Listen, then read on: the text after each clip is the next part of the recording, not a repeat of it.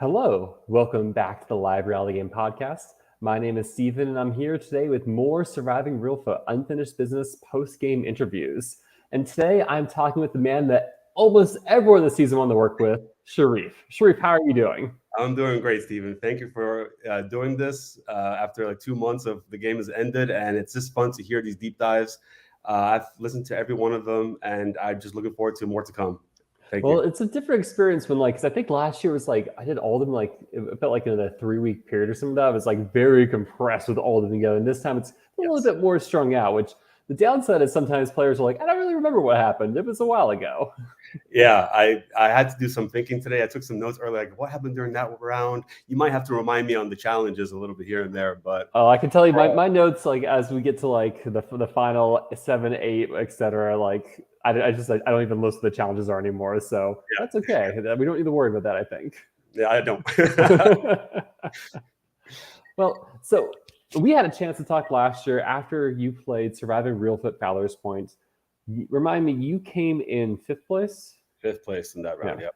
And so walking out of that game, I mean, I've now watched you play 3 seasons. I've watched you play Survivor New York, where you play this kind of middle game, right? You're kind of jumping between alliances and really you have a deep run in that game. And then you play Fowler's Point, where you're the minority, right? You're fighting against being voted out the entire time, trying to catch key allies to keep you going further. And Right. here in Unfinished Business, you're kind of on the top, right? You're kind of running your lines that's in control. Yeah, and yet it's the earliest I've been out of the game, so it really makes it's. I felt like I had really good control of this game. It just didn't work out for me at all the way I'd hoped. Yeah, Uh, and we have a fan in the audience who's been waiting for this interview too. Thank you. Nice to you, Valencia. Yeah, I mean it's interesting because watching you played 3 very different style games, and had there been no idol, you likely would have been pushing your alliance of 5 or so deeper into the game. So Yeah, it's hard to say I did it wrong when it takes an idol's the one that takes you out versus allies. So I don't know. yeah. There's nothing you can do about idols. So if it happens, especially when the target is so limited, like that round when I got voted out, I'm kind of jumping ahead here, but Mhm. out of the 5 of us, Todd and Megan had immunity, so there was very little wiggle room between me, Carlson, and Tony there. So yeah, I mean, just the numbers were on my side then that one, but it's okay. So I have to ask, of these 3 kind of situations or playing styles, which one did you enjoy the most? Do you Oh, enjoy scraping the bottom? Do you enjoy kind of being the middleman? Do you enjoy playing a little bit more from the top? they're such different games. They really are. They're extremely different games. That's what's Yeah. I think fascinating is that you've played all 3 positions. That I mean, it's one thing to say, hey, this person can play from the top when they're in control, but how does the person play when they're not in control, right? It's hard because it's also who you're playing with. So I felt like I had a lot of say in this game, like where I wanted the votes to go. And the last one, I had very little say. Like I was just kind of like hoping that my alliances would kind of take me further. Mm-hmm. So if I have a preference, I really don't. It's just I love the game, and any way it comes, I'll just be happy to be part of it. So yeah. So it's been a year since you played Fowler's Point. What was Did you have any more lingering thoughts or takeaways from that experience as you've kind of reminisced on it? From season 10. Season 10. No, I mean, when I got voted out that in the fifth place there, I felt like I did everything I could do.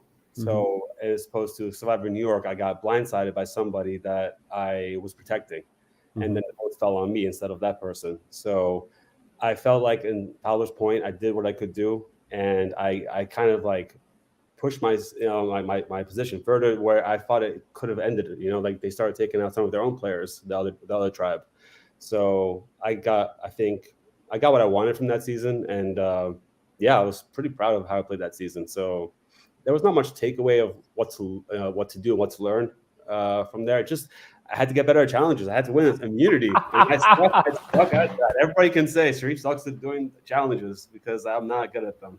I think I'm good at the individual more so than group challenges, but it's Hey, which is a spoiler, you do fix this season, right? You do win an immunity challenge. yeah, I got the slingshot one, which is cool. Yeah, but overall the challenges they just so like it's tough to lose and keep losing this season, especially when the intensity of the players are, Mhm. everybody's up there ready to play a game, and your tribe just keeps losing. And it was tough. I think my strategy coming into this game was to just lay back and be chill. I was not that at all. I think the losing got to me really fast. Like we won rewards in the beginning, and then we started losing immunity challenges, and that's reminded me of season 10, where we just lost the first two. And I was like, this is the same thing over again. It ended up being worse because of the swap. We still keep losing. So that whole chill vibe that I was going in with mentally was gone. I was just ready to play. And if I made, yeah. I think it's easy to chill when one of two things happen. One, your tribe wins, and the other is you have a large starting tribe and you can feel very comfortable. Like, hey, I'm kind of in the numbers at this point, but I know I'm not being targeted. I kind of just can ride this out for a vote or two before really having like to dig in. And you starting on tribes of 7 doesn't give you that any wiggle room like that. And then you swap and like, all right, now I get my hands dirty. Yeah, exactly. So that was So tough. you get the invite for unfinished business, and coming this season, you kind of mentioned like you want to do better in immunity challenges. Was there anything else you wanted to improve or do better on, or change? I think my social game in season 10 was fine. Mm-hmm. I'm in general a pretty social person, so I don't think I needed to work on that too much.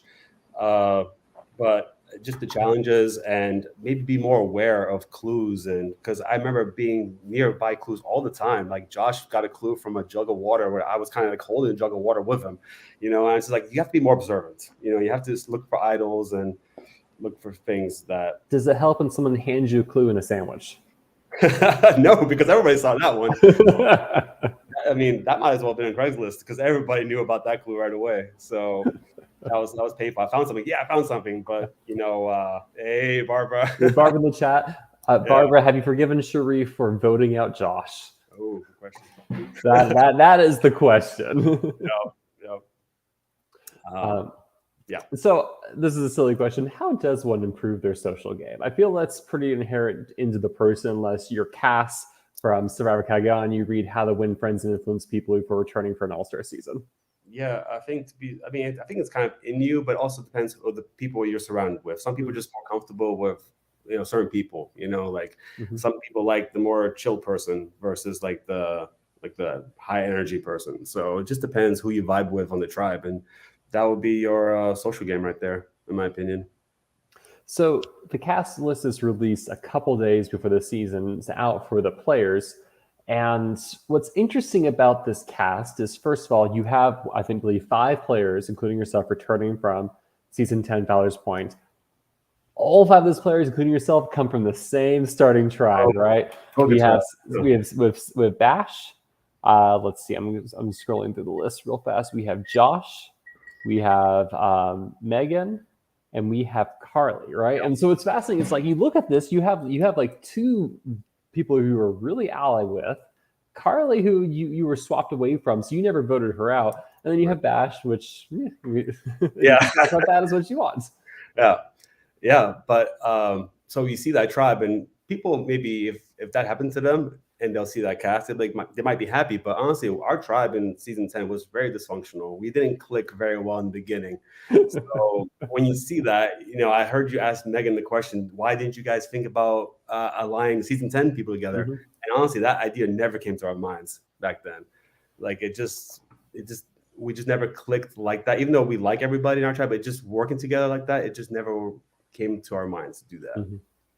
So yeah, so we see the cast of season 10, season 11, I'm sorry. And it happened like a few days before the game started. And I'm looking at the cast and okay, I don't know many of these people. Like I just played last year and I got voted out the last day. So I didn't get time to bond with people during production like some of the people have in the past.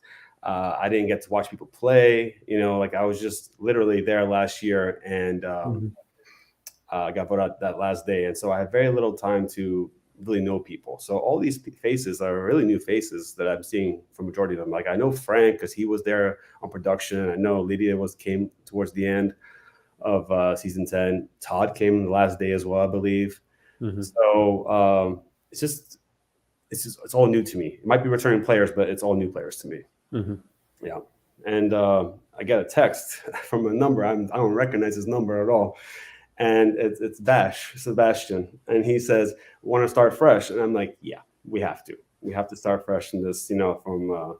But we didn't go into details or anything like that. It was just like everybody, I think, messaged somebody, and like, "Hey, it's nice to meet you. Looking forward to seeing you this week." It was I didn't get much strategy talk about doing certain things with the people. It's just like more like, "Hey, looking forward to meet you," and that was that. Mm-hmm. Yeah. Did you have any predictions or things you were expecting to see this season? I had no idea the new format of Survivor would be part of the season. Mm-hmm. Predictions. Well, I kind of assumed that Megan would be there, just based on like a unfinished business Mm-hmm. and where she got last year. And then no, really, I had no idea what to expect. I just thought it'd be kind of a repetitive thing from last year, but it would just be much more intense because all these people have played before. Was there anyone else about the cast you were excited to see or you were worried about? Well, worried about, not really.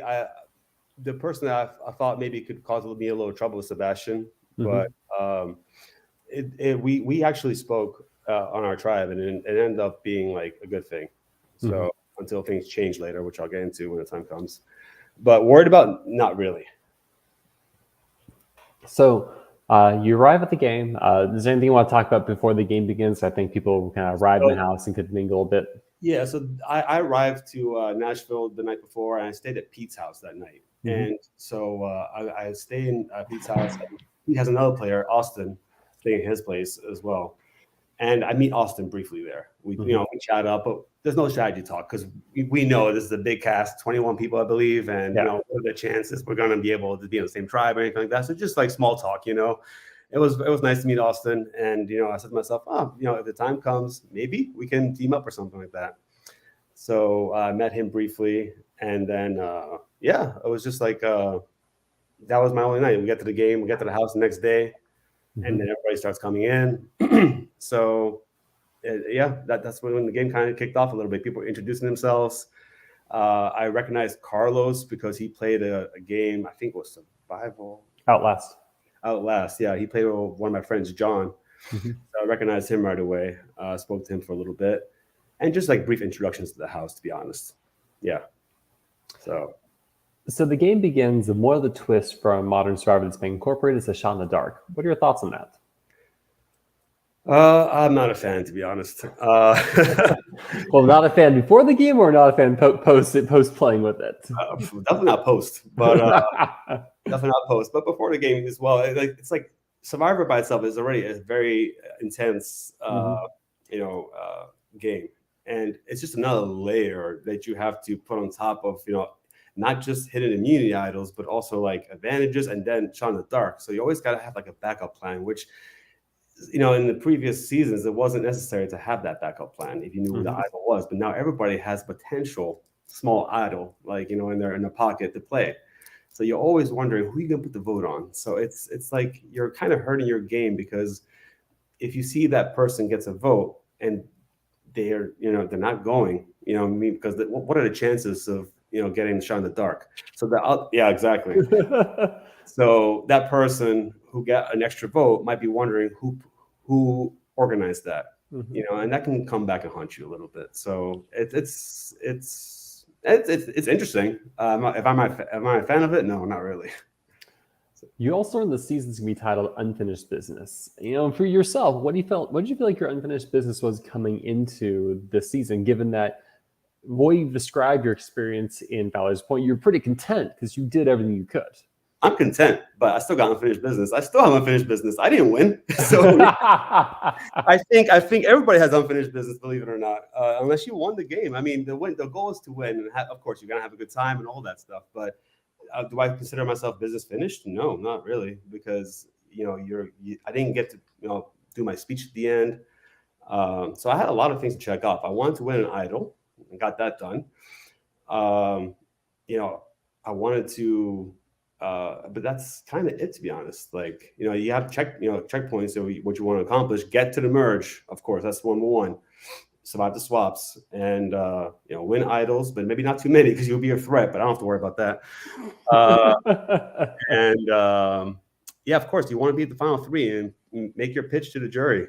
So I always have unfinished business. Apparently, all seem to vote out Storm. You haven't done that yet. As well. That's unfinished business right there too. But but this is what I love about this game. Storm is one of my really good friends. And this is the thing. Like in the game, you're always like, it's so different being in the game and out of the game. Storm and me, we're always going at it in our season, and he's one of my best friends right now. I talk to him like a lot.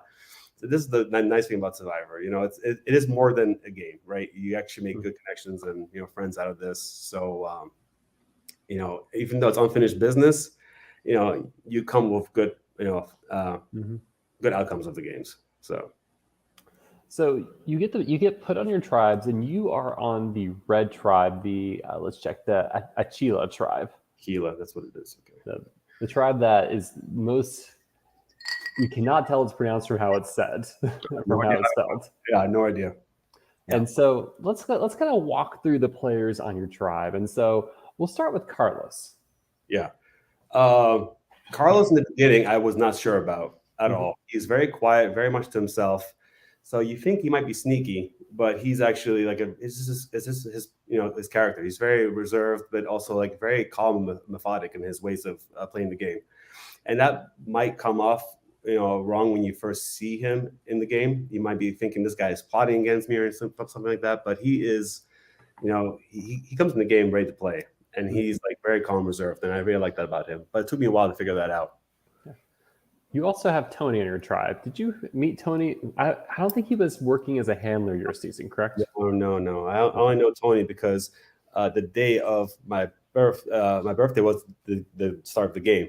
So he messaged me asking if I want any pictures, to be on their birthday updates. And I was like, yeah, sure. I gave him a bunch. Didn't use any of them. but yeah, so I spoke to Tony here and there a little bit, but never met him in person. Yeah. So what were your impressions when you're on the tribe with him? I was happy. I was actually excited to be with Tony because I thought I could work with him really well. Yeah. And there's a lot more to say about our relationship during the game. Oh, yeah. Yeah. You also have Taylor in your tribe. Yeah. I think Taylor was our tribe handler of season 10.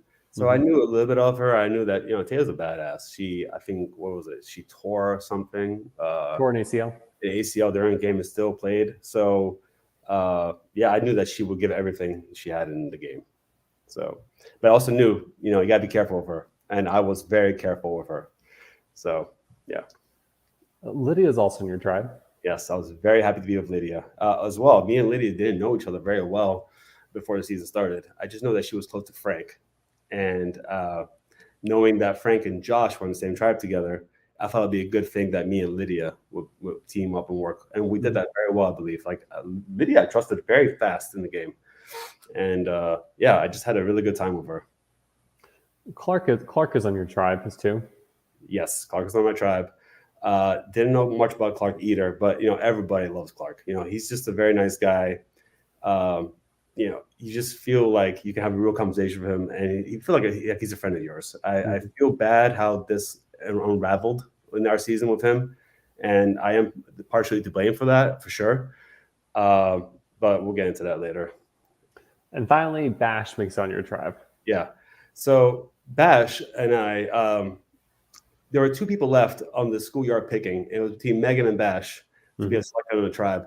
And I knew right away that Megan was not going to be in my tribe. They're not going to put Megan and me in the same tribe.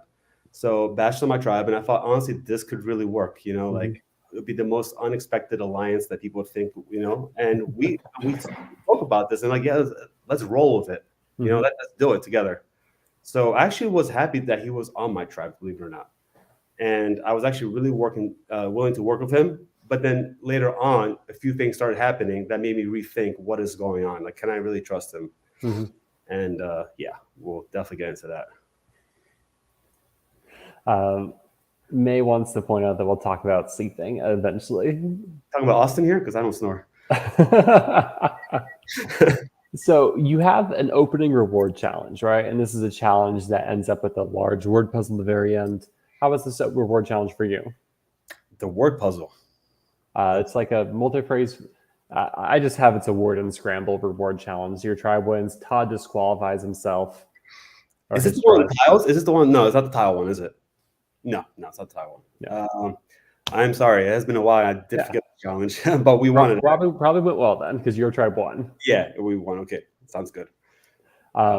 So talk to me about kind of the opening time in your new campsite with your tribe, because a lot seems to go down very fast. Really fast. So we get to our camp, and so I'm pretty much established with myself with Tony and Bash at this point, right? I haven't spoken to Taylor much at this point. I have not spoken to Carlos at all.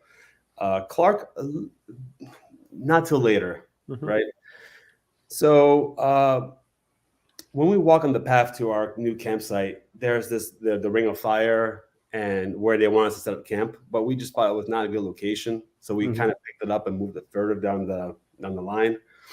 And I thought to myself, the idol is probably in this area right here. I'll come back later and look for it. By the time we get to the other place, Tony comes up to me and says, Carlos has the idol. I'm like, what?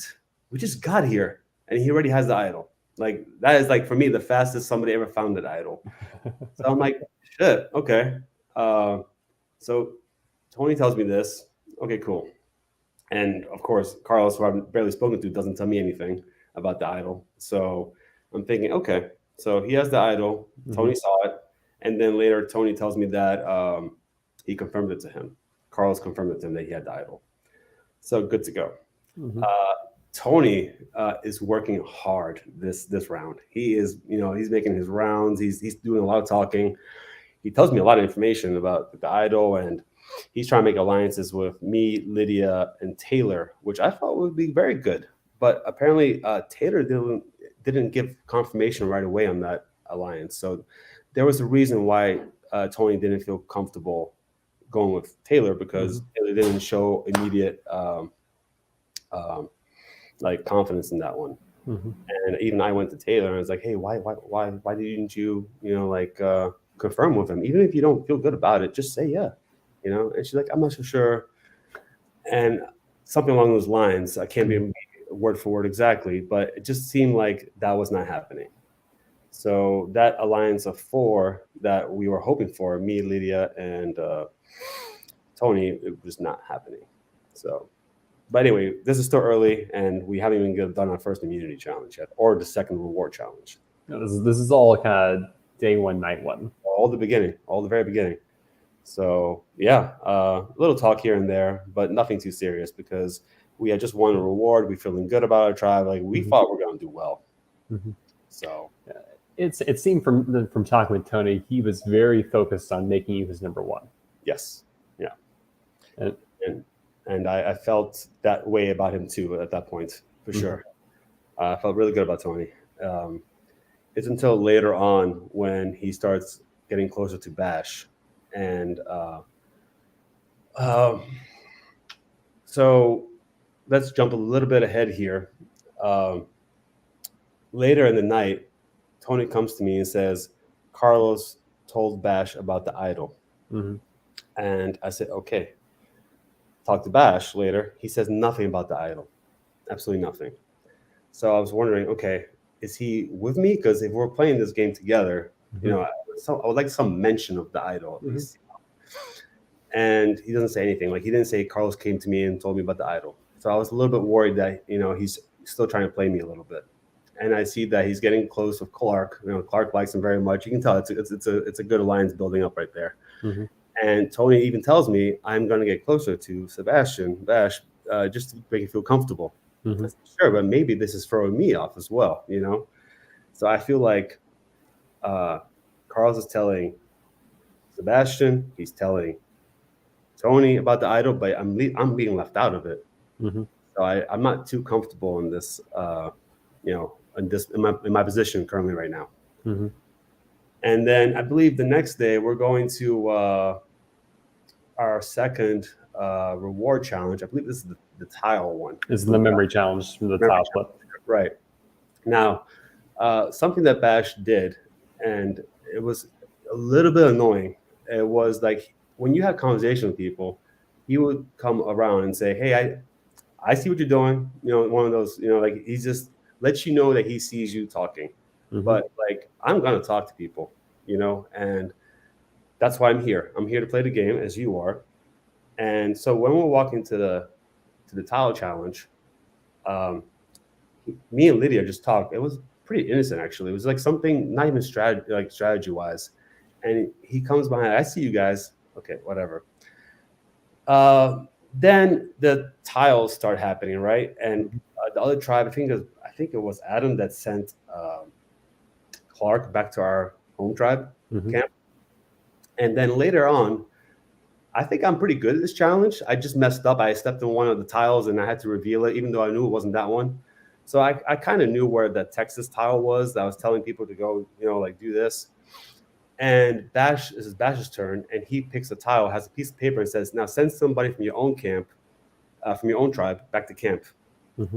And he sent me back to the camp, and I was like, "Okay, don't know what's happening here. This might be a ploy to let people know, like maybe we're not as close as we are, or maybe he's just, like doesn't want me around right now here." So as I'm walking to camp, I have the camera on me. I'm going for my thoughts, like, why did he send me back to camp? So I'm back at the campsite. I'm talking to Clark because I know that there's no reason to look for an idol because I know where the idol is.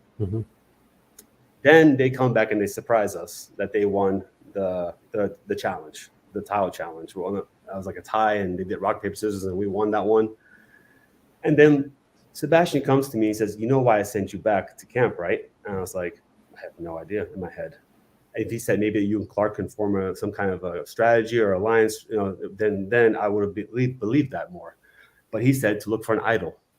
And then I'm on my head like, this guy, he's sending me back to camp to look for an idol that he knows already is not there because Carlos told him about an idol. So he's sending me back. He's playing me right now.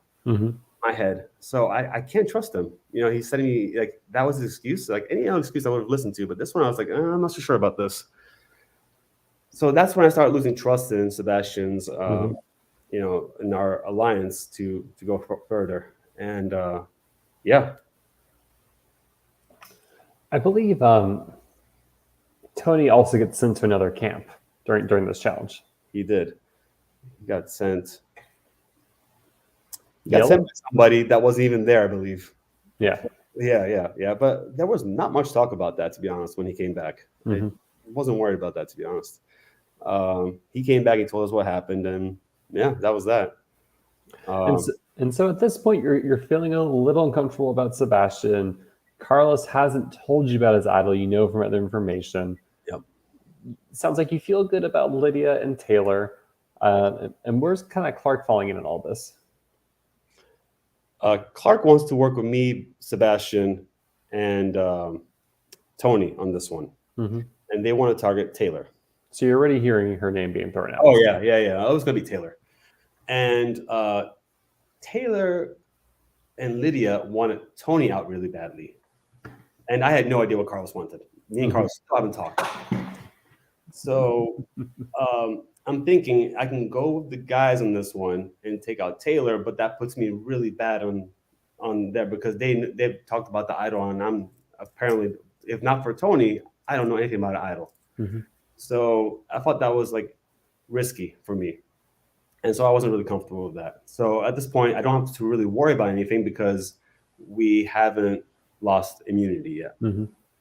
So when we start losing, that's when I start to like pick up things like, okay, something needs to change here. So you have your next reward challenge, and this is the endurance challenge where you're holding up a box with your legs. Yeah. Did you compete in this challenge? Yeah, me and Clark. Okay. How'd you both do? Honestly, I'm proud of us. Like, we did really well. Like, Clark was not certain that he could do it for that long, and I think we did it for like an hour and a half, maybe like a little bit longer than that, because it was tough. Like, me and Clark are big guys, and that little box was getting squished, and then every once in a while, like Clark's pushing, I'm pushing, and then I have to readjust myself, and then Clark kept saying, I don't know if I can do it much longer, but he kept pushing. It was awesome to see that. And then that's when they start offering like the snacks on the side. If you wanna give up right now, you can do it. And then Clark's like, well, I don't know if I can do it. I might as well benefit from this. I'm like, yeah, okay, that's fine. It's only a reward. I'm not like too worried about this one. It's no reason to break our backs for this, like, and then so they offer peanut butter and something else. And Clark says, oh, I'm allergic to peanut butter. Well, I'm not, but that's fine. We keep on going. I mean, honestly, I'm not here for peanut butter. I'm here to win as well. So we kept on going, and then we tried to make an adjustment because I kept sliding backwards, and that's when we dropped the box. But Mm-hmm. it was cool. I really liked that moment with Clark there. Yeah. Anything else strategy wise you want to talk about before we get to the first community challenge? No, I just know that me, Lydia, and Taylor spoke, and that was a 3 right there that I can go with. Us 3. It's not enough though. That's what I'm thinking. And then I can also go with Tony, Bash, and Clark. And then at this point, I still don't know where Carlos is. Like he and I are just not talking. Like So you have some options. I do, yeah. Yeah. But I don't know where Carlos is standing. Is he with the guys or is he with the girls? I don't know yet. So anyway, so I'm unsure what's going to happen at this point. I'm not feeling too comfortable right now. How much are you thinking about like the connections other players have with each other, or like you said, you're kind of All the time. We're talking about friendships outside of the game. We're talking about alliances of people playing in seasons together, cross-season people who became friends, in their own production, for instance.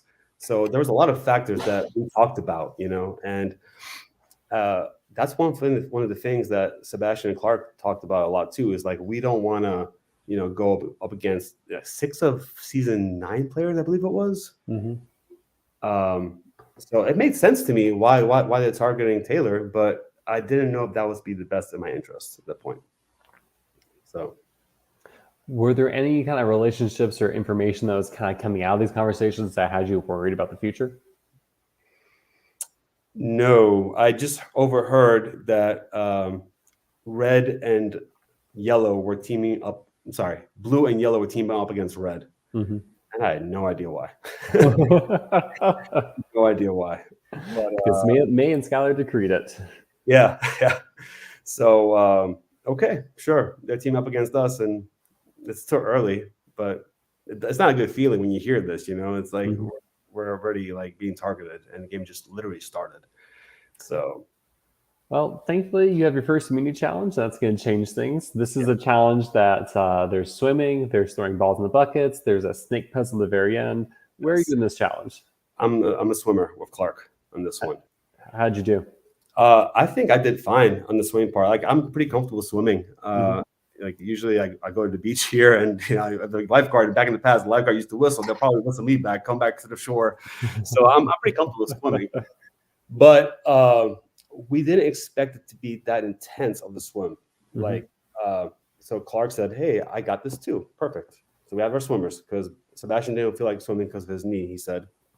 So it sounded like, really we had people at the wrong places. That's what it was. Like Sebastian had done that snake puzzle or that puzzle, whatever puzzle it was. He had done that in the last season. So if he was on that station, it would have been really good. But who knows? Where he could have given Josh room for his money. Absolutely. Josh is not always guaranteed winning puzzles, but so far he has been. But as we're walking towards the challenge, me and Clark, we're going to our station. It sounded like the runner was going to have to do the most intense, work in this challenge. The runner would have to bring the ball over to the person. But then when we go to the lake, and it's a big lake, and this swim is not, it's not a short swim. It's a long swim. So it's I'm trying to remember the swimmers. It's for the blue. It's Nate and Ame, and then Brent and Sky for the yellow, and it's me and Clark. And so as we're getting there, the wind's kind of blowing this raft where we're supposed to pick up the balls from. It's kind of blowing it further away. So anyway, we go. And Brent, by the way, what an athlete. He just he's so fast in swimming. So he had no problem doing this. He was way ahead of us. I'm kind of in the middle, and I'm getting exhausted in this swim. I'm just going I'm even halfway there. I got to go back, get the ball. And then when I got the ball, I just started throwing the ball ahead of me and just start swimming and do it again. And then I started kind of pacing myself because originally we were supposed to do it twice. Each person was supposed to get 2 balls a piece. But that ended up being too crazy of a swim. So they reduced it to 1 ball and then just go. So I come back and then Clark goes and Almay goes. And it was tough to watch because that was such a hard swim for anybody. And Clark really showed a lot of heart there. He did his best, and you cannot be upset when somebody tries their best and it just falls short. And it wasn't just him. We gave we got it done. We gave the balls, and we just we got to the puzzle. I think the last, and we nearly got it, I believe, and just didn't make it. Mm-hmm. So that was a tough pill to swallow. That one. That was a bad feeling. So yeah, you head back to camp, and it sounds like there's been already a fair amount of strategy kind of in the works, but a lot is still unknown. Yes. So I just knew that I really wanted to work with Clark at that point. I felt really close to Clark after that moment. And then Clark is still really adamant with Sebastian and Tony to go after Taylor. And I'm like, okay, I don't know where I stand because still nobody's telling me about this idol except for Tony. Mm-hmm. And Tony's even throwing the possibility of just mention Carl's name so he can play the idol and it'll be thrown back into the game in our camp. Mm-hmm. So anyway, it's time to really step it up and I got to talk to Carlos because I have not spoken to this guy at all. And, I was kind of like hesitant to say, hey, let's have a conversation after all this, but you have to. And it actually ended up being a really good conversation. Like he became my number one right away after that conversation. Like wow. Yeah, he really worked. I mean, of course, I didn't know how close he was to Taylor in his deep dive or even his confessionals. He did say he was considering playing the idol for her. Mm-hmm. It would have been bad if I had gone with the guys. But I didn't know that stuff. It just seemed like, like he wanted to work with me. And we said we wanted to talk, but we just didn't have that time in front of everybody else. Yeah. So we had a really good conversation right there, and then he became my number one right away. Like I've such a good talk. It's very rare that you say, "Damn, this guy is like real." So, I just told him, okay. So he asked me, "Did Tony tell you about my idol?" Yes, he did. I felt like he already knew that. Mm-hmm. Did Tony mention anything about throwing votes so I'll play the idol because I don't want to go home out of my pocket? I said, listen, we work together. You keep your idol. I promise you, we will not go home with your idol in your pocket. He said, okay, what do you want to do?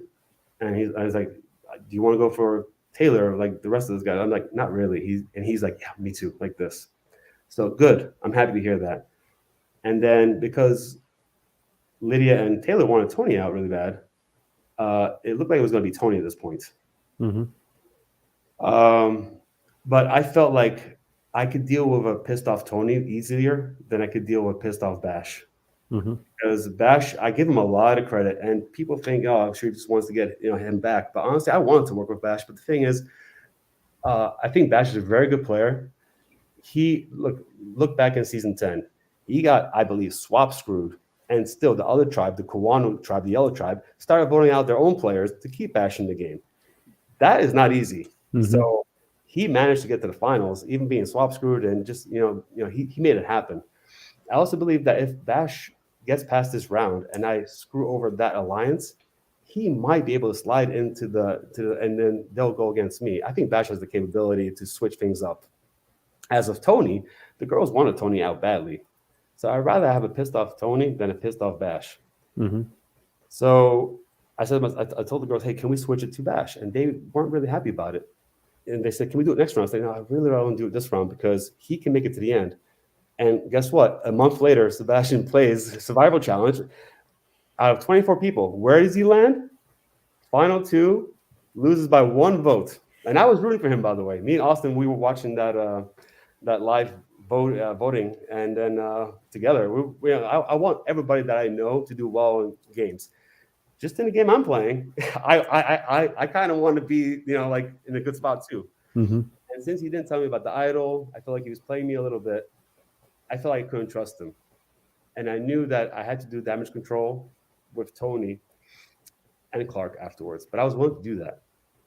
So I asked the girls if they were okay with doing that, and they said, okay, but then we promise next round will be Tony.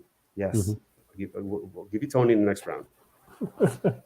Yeah, we'll see where that goes. Was there any world where you go to Bash and Clark and say, hey, I'm voting Tony, everyone else is voting Tony, you need to come work with me and vote Tony, we can go after Taylor later? Is there any world where you try to get them ahead of the vote, they would join you? No, because I was more concerned about Bash at this point. Mm-hmm. If it's a unanimous vote and all the votes are on Tony, there's not really a split right there, Mm-hmm. right? So there's no reason why Bash can go with the other ones and start Mm-hmm. working with them, and then like because I felt like he was targeting me, not this round, but I think he was targeting me very soon. Mm-hmm. So I think that I could have been very soon if Bash had not gone in that round. My opinion, I could be wrong. I really could be wrong, but I just felt more comfortable if Bash would go this round, just because he wasn't being honest to me. I thought, and then I do feel bad because later in this round, okay, so Bash goes um, at this tribal council, Mm-hmm. 4-3, I believe. Yep, and we go back to camp, and it's like a mess. It's like complete mess. And Tony is pissed. He's pissed that I went back on my word with him, Mm-hmm. and he says to Taylor, "I thought we were good, but you just voted for Taylor, so that doesn't make any sense." And then he's like, "What about you, Carlos?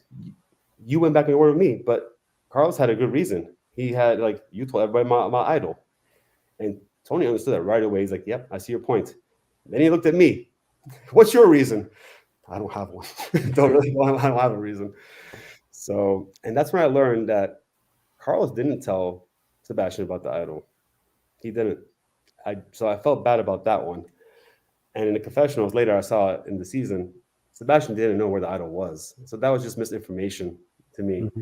But I did see Sebastian talk about I gotta take Sharif out later, and let's Rocket Clark. So that made me feel a little bit okay. But yeah, just misinformation there. So And that's surviving for you, right? It's just that what yeah, information gets to you and how it comes. And I guess maybe that's a little bit of a theme of the season is misinformation kind of causes some havoc for your game. yes. So anyway, I felt bad for voting him out first, but he is a very good player, and there was a reason for that. It was not personal; it was really game wise. So yeah. Well, you have your second immunity challenge, and this is the blindfold challenge. Which station were you at, and how I did was it go? I was doing the yelling with Carlos. Okay, so this is when Carlos is running out, retrieving stuff, and nearly dying. Nearly dying. Yeah, my goodness. Okay, so Carlos, I love Carlos, man. Like, yeah, but my goodness, I didn't know what I was watching. It's like it's like a crab on the beach that walks sideways and then does this and then moves further. Like everybody was running. Like Frank is like on ecstasy, going all crazy, right? And blindfolded. But Carlos is like he wasn't comfortable at this station, and so we fell a little bit behind there. Once again, people at the wrong stations in this challenge for us. Mm-hmm. Uh, we lost this one. Yeah. So coming back to camp, what was this? Were you leading Tony immediately, or at what point did Clark become the target? So honestly, I actually wanted to target Taylor this round. Really? If I be honest, I really wanted to target Taylor this round. I didn't want to go for Clark. I didn't want to go for Tony. I ran the idea by Lydia. Would you go for Taylor? But she didn't like that idea. Mm-hmm. She's like, no, I'm not, comfortable with that. I said, okay. In my head, I thought, okay, I can just go with Tony, Clark, and Carlos. Mm-hmm. We can take out Taylor. Mm-hmm. That was my thinking. I go to Tony, and Tony just tells me straight up, I got to do what Lydia says. And I'm like, well, that leaves very little talk. And he's like, yeah. So, okay. So it doesn't make sense then. And of course, I didn't know at this point how close Carlos was with Taylor. Mm-hmm. It wouldn't have worked out in my favor if it had gone this way. So I didn't even have this conversation with Carlos because this was not going to work out. So it ended up being like, what's good for the challenges in the future? And we thought that Tony had a slight edge over Clark on this one. Mm-hmm. But my main reason was like, like people are saying, like, I feel bad saying this, but people are saying like, like meat shields. This term, I hate this term. Okay, like meat shields. Like I need a big guy to think. So people look at me at this reason. Okay, but for me, what am I looking for? Okay, I'm looking for annoying shields. Okay, like who is going to annoy somebody the most? Is it going to be Clark or Tony? Seeing how the girls wanted Tony on the beginning, it makes more sense for me to have Tony in the game than Clark. it's also better being in a swap situation. If I'm swapped with Tony, I have a better chance of being in a swap than versus Clark. So why were you looking at Taylor this round? Because I really liked Clark and Tony, and it's not like I didn't like Taylor. Mm-hmm. I just felt like they were more trustworthy with me. That I feel like Clark mentioned some things that Taylor has a lot of connections in the game, and so I thought that if we let her go too far, it would be bad. So why didn't I do Taylor instead of Sebastian in the beginning? Because I think Sebastian is still a bigger threat. But Taylor is also a big threat, and one that I'm not so sure I can work with very long term because of her connections with other tribes. And even on this current tribe, she has the Carlos and Lydia connections was enough to I didn't really even stalemate anything you could do. I didn't even know she had Carlos like that. So, so it was pretty clear that she was going nowhere. So I didn't even explore this option no more. So it was between Clark and Tony, and I just asked the girls if we can keep Tony around, and they asked for reasons, and I gave them and they understood for challenges. We lost 2 challenges now. We don't want to lose another one. So it was a big talk. I kept going back and forth as well, and as well, like I might be a little selfish here, but I didn't want to vote for Clark. You know what I mean? So I felt bad because I did kind of lead this vote a little bit in this one, but I felt strongly like I felt like Clark was a friend of mine as well, and I didn't want to send him home, but it's the same thing, to be honest. So I mean, I feel like I lost a friend there, to be honest, with Clark on this one, but it is what it is. Did you know Tony was going to play a shot in the dark? No, I didn't know that. So you're expecting it to be a 4-2 vote? Yeah. No, I thought that Clark and Tony would vote for each other. Yeah. So no shot in the dark actually would be played, I thought. Because it's interesting that because you end up voting for Tony, and it ends up being it ends up being a 3-2 vote with Tony playing a shot in the dark as a result. Correct. It would be Clark. Much closer than expected. Yes. Clark, Taylor. Yeah, Clark and me vote for Tony. And then the Carlos and Lydia and Taylor vote for Clark. That's correct. Yep. Yeah. I was going to ask something. There's a comment from Josh here I just want to highlight where he says, I feel like Sharif finally had a chance to have shields instead of being the shield. Do you feel like that? Like, do you feel like you had shields this season? Come to the merge, yes. Come to the merge, yes. I had Todd, I had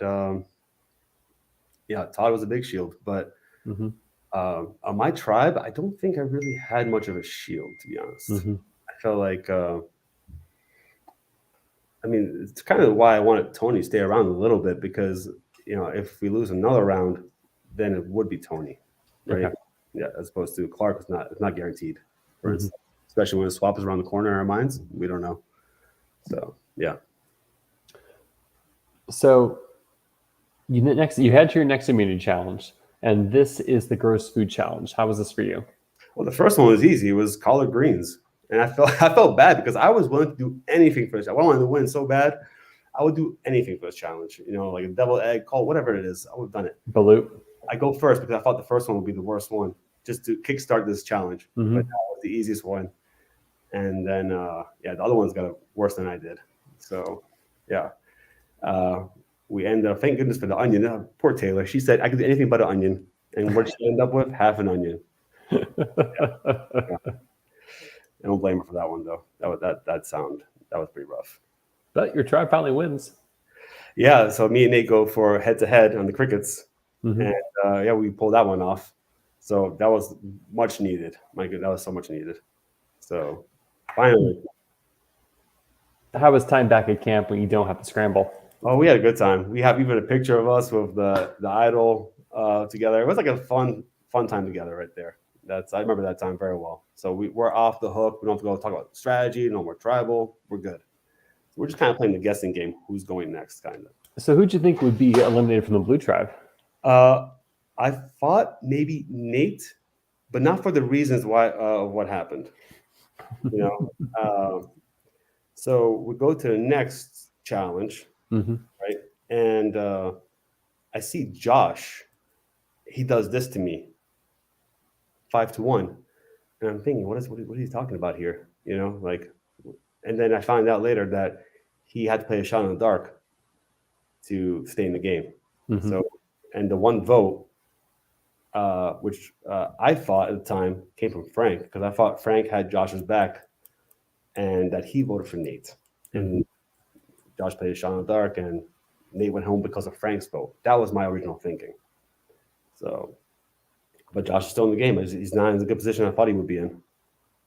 So. Well, you arrive and you learn there's a tribe swap. Is that something that you were expecting to happen this early in the game? Oh yeah, and much needed. Yeah. So that was good. And so the tribe swaps, you swap from the red tribe to the blue tribe, the Equoni tribe. Let's talk about this tribe, because you're meeting a lot of new people for the first time. Yeah. Well, though the first person, you already kind of met Austin a little pre-game. Correct. But now you're on a tribe with him. Yes. So I met Austin. I was happy about that. Megan's back on my tribe. Mm-hmm. Can't be upset about that. That's awesome for me. Yeah. What else? Then we have Frank. Very good. I'm thinking in my head, because I part of my unfinished business of this season is also to keep working with Josh this season to keep going further with him.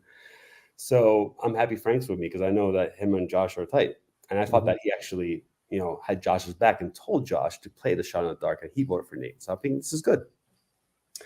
Then we have Ame and Sky, which, the best friends, the tattoo sisters, we called them, we knew that was going to be trouble. So and then who else we have? Corey.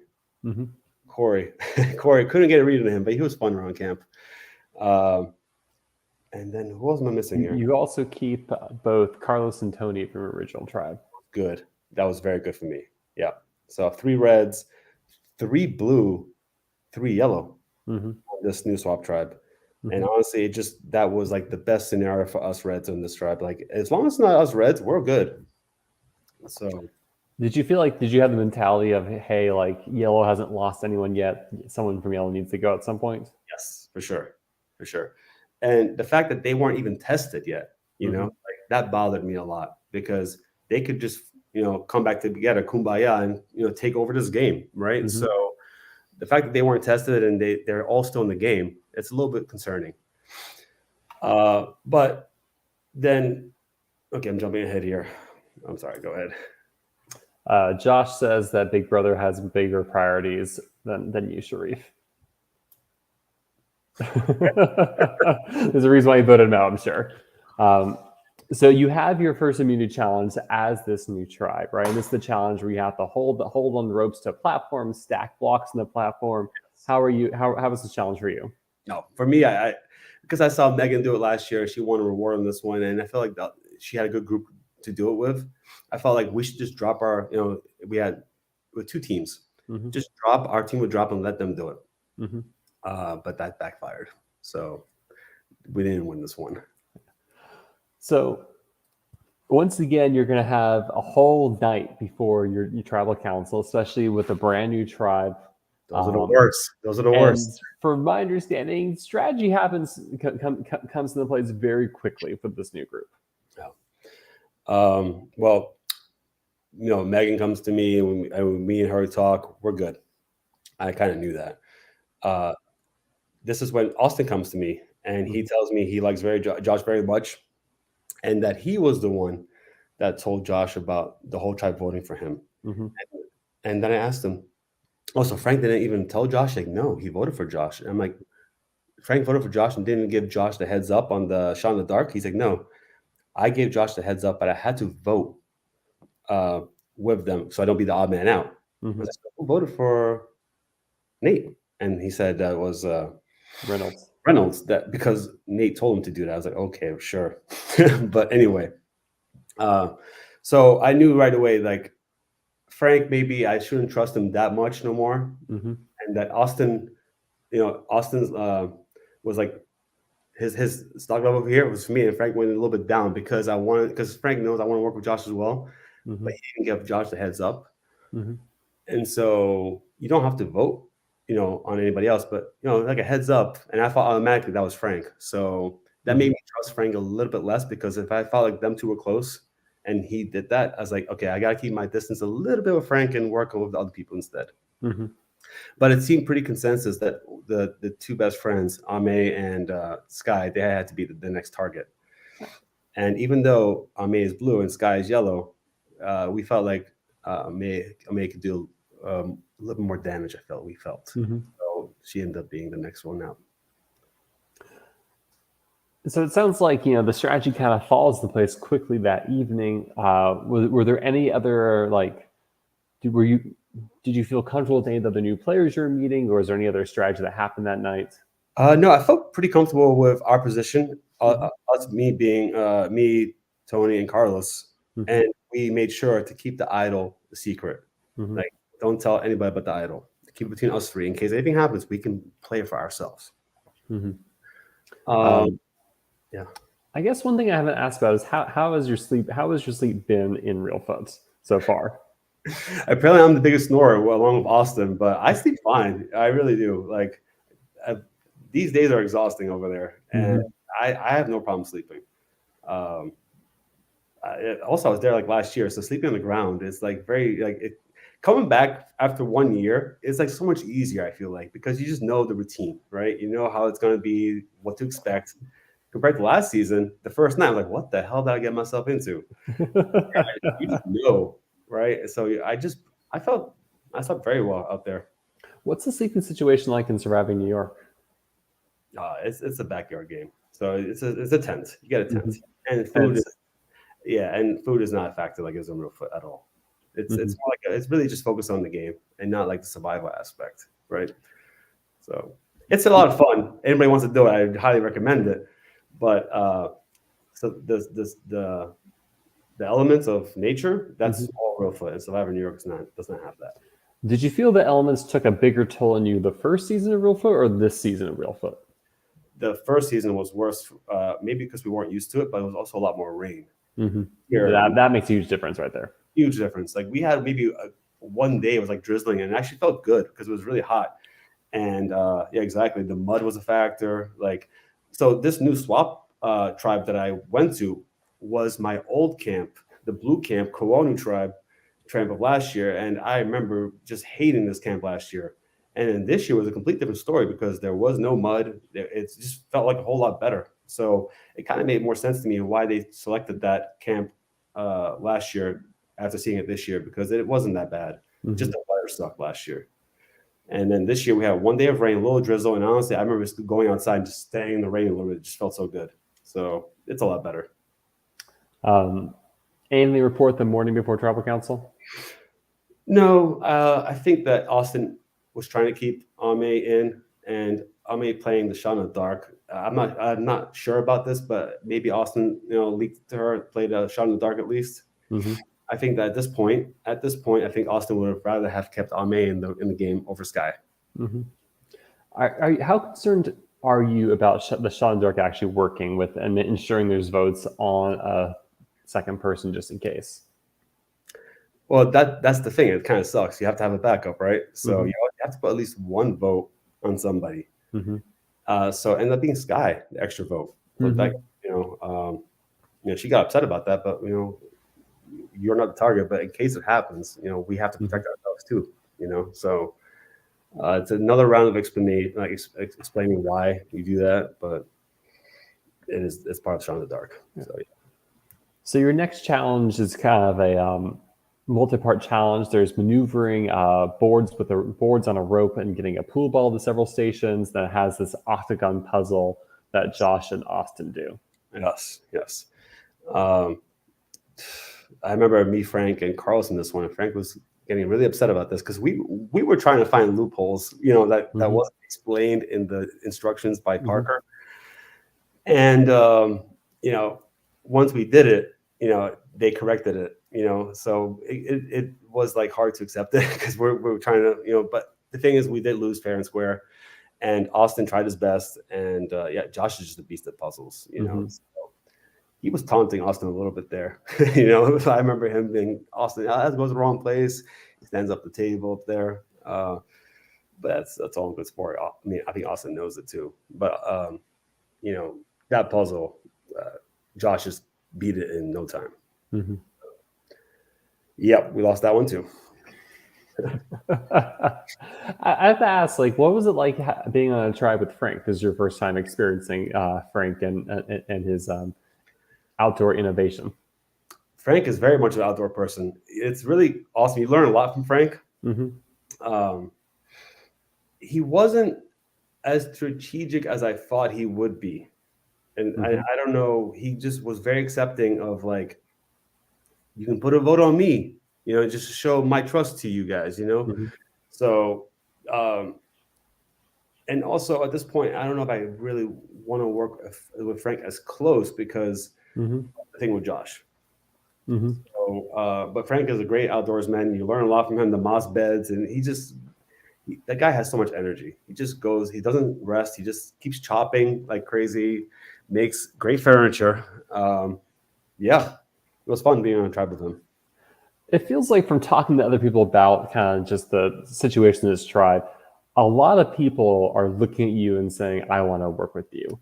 And did you feel that kind of insulation on the tribe? Because I know like Megan implicitly is trusting you. Frank is just, I think when Frank's described you, just like whatever Sharif said, I did. You have both Carlos and Tony who really want to work with you. Yeah, no, I had options, so I wasn't like struggling, like I was last year at the merge, looking Mm-hmm. for ways to stay in the game.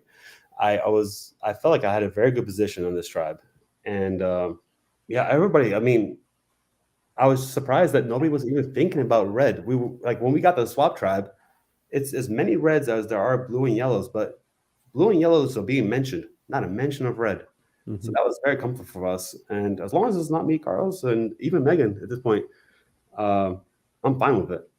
Do you feel like there's a benefit from having lost his first two challenges to being down the numbers compared to everyone that kind of people kind of write off Yeah, your yeah, tribe? there is. I feel like people think that you're already in the minority, so shouldn't be as much of a target as let's say yellow should be. Mm-hmm. And I was thinking about taking yellows out too. Sky for sure. I even had a conversation on confessional. Like, I would hate to do it, but Megan is not safe either for me. Mm-hmm. Like I would do it if I have to. She's here to play with me. Because what's fascinating is with Megan being a yellow, her name doesn't seem to come up at all. I think your alliance with her just squashes any discussion of Megan being a target. Correct. Yes. And also, she wasn't sure about Carlos either. Mm-hmm.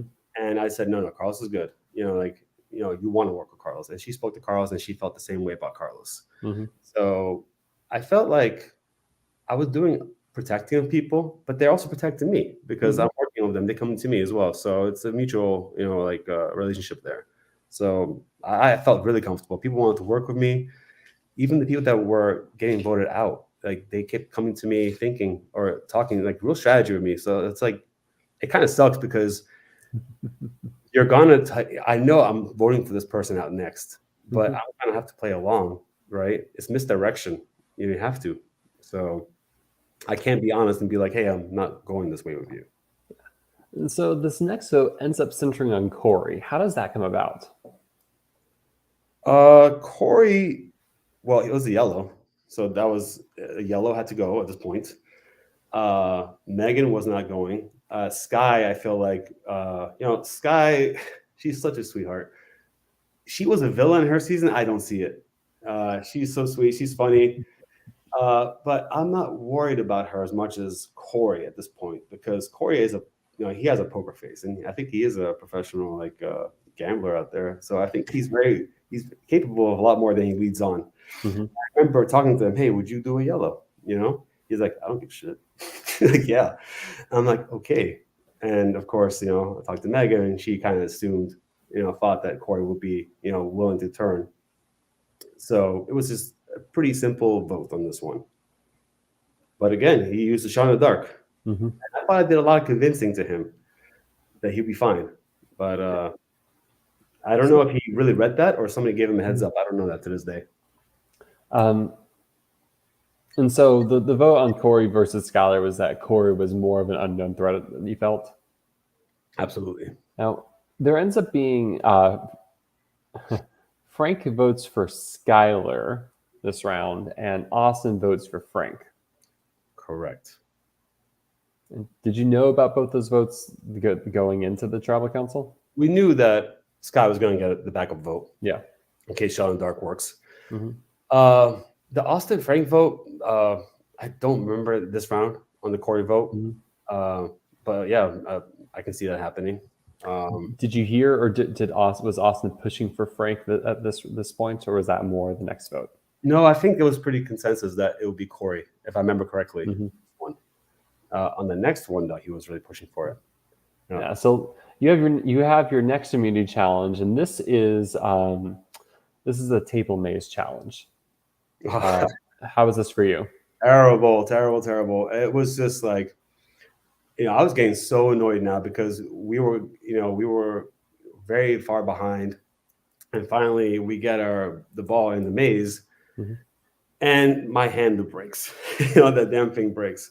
Honestly, it wouldn't have made a difference. I was like 5 seconds later, they won because that's how far they were ahead. Mm-hmm. I just remember tossing that damn handle in the air, like, seriously, F this. I'm so pissed off. I can't believe we have to do tribal council again. I don't want to go tribal council with people. I feel like I was losing options. I really felt like I was losing people I wanted around me. Mm-hmm. And I felt like that was destroying my game a lot. Yeah. Really. Well, I feel like with the way your tribe was set up, like you had a fair amount of wiggle room, right?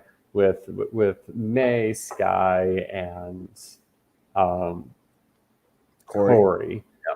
Had you exhausted those and gone to yet another tribal council, let's say Sky does go out here, mm-hmm. like, do you know where your tribe would have gone? I knew you were going to ask this one, Stephen. I knew you were going to ask this one. I hate to say it. I think it might be Austin.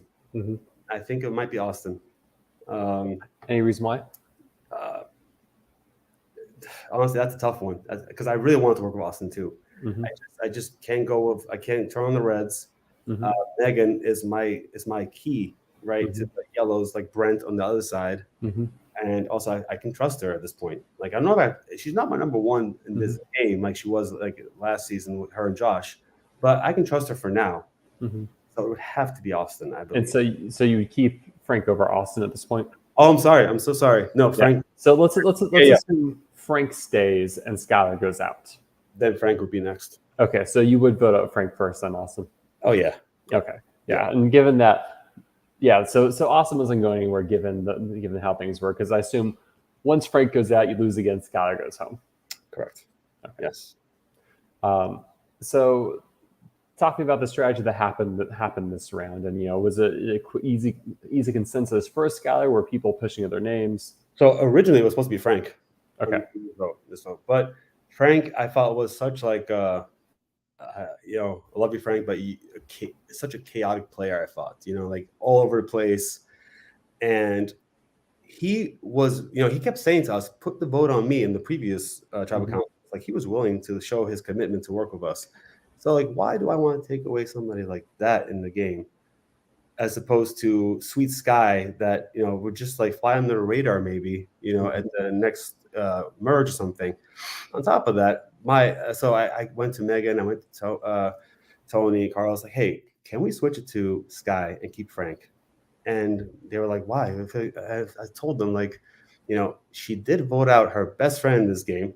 I'm not her new best friend. Are you her new best friend, Megan? Are you, Tony? Are you going to get tattoos after this game together? I don't think so. So they understood that. They said, yeah, good point. Like, maybe she's looking for vengeance after this. Who knows? For us making her vote for Ame. Like Frank, on the other hand, I don't see it happening. I could be wrong. you could have been Skylar's new best friend. You could have tried this opportunity. Shit. Well, more options gone. Yeah. Well, third time's the charm, Sky. So I felt like we should keep Frank this round and go for Sky. And the conversation was, should we tell Austin, because we know Austin wants to keep Sky over Frank. He's been very adamant and vocal about that. Should we tell him? Like, I think we should. We don't want to blindside him, So I think he had just done a confessional. He's walking down the path, and I said, hey, can we have a talk? I think we should do Sky over Frank. Mm-hmm. And he was not happy. And I heard him out. I understood his reasons and everything, but I just felt like I'd rather have Frank in the game than Sky. That was my opinion. Mm-hmm. And, you know, for the reasons I just explained. And he wasn't happy about it. So I told him, like, we came back together as a group and said, hey, we'll do Sky, and we have to put one vote on Frank. Okay. Who should do the vote? I volunteered. I'll do it. But knowing how upset Austin was, like, hey, Austin, do you want to do the vote on Frank instead? Just so you know that, it is going to go on Frank. He's like, yes. I was like, fine. So go to tribal council, and she goes to shot in the dark, and you could see it in the scroll because the light of the sun is reflecting, and I just knew it was safe. And I'm like, oh my goodness, this is the first time I'm seeing a shot in the dark work over here. So, and I felt bad because on the way to tribal council, Frank told me, he came to me, hey, should we put a vote on somebody else?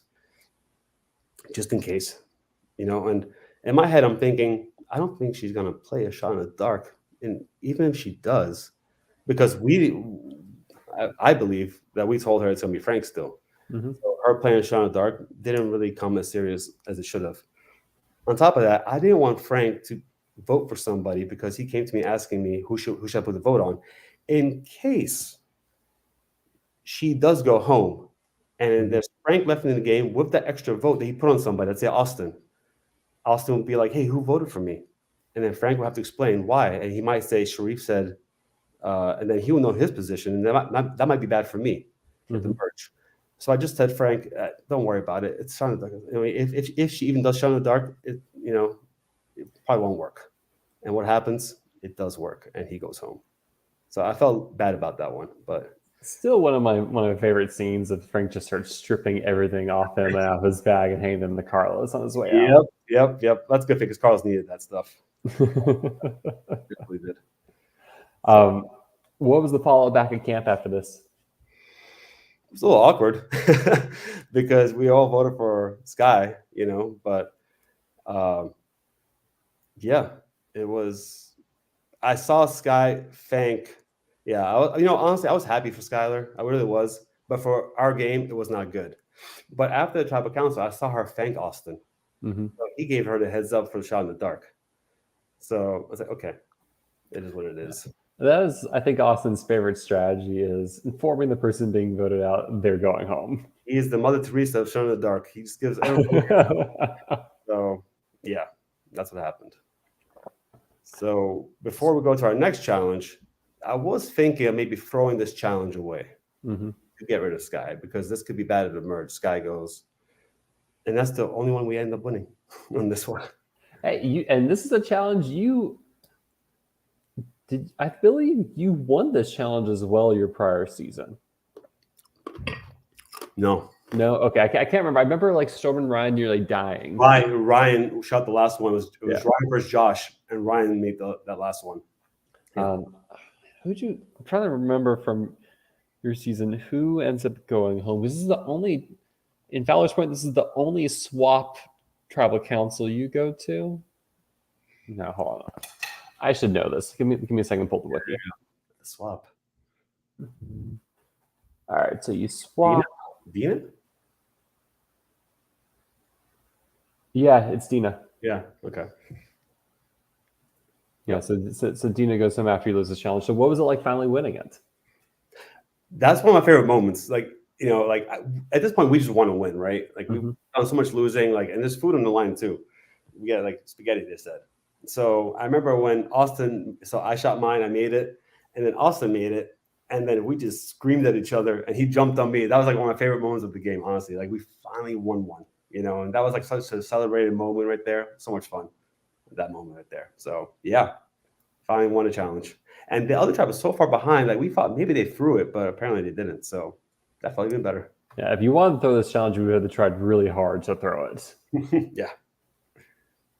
So this is your first night back at camp, not having to strategize in the bits. How was it?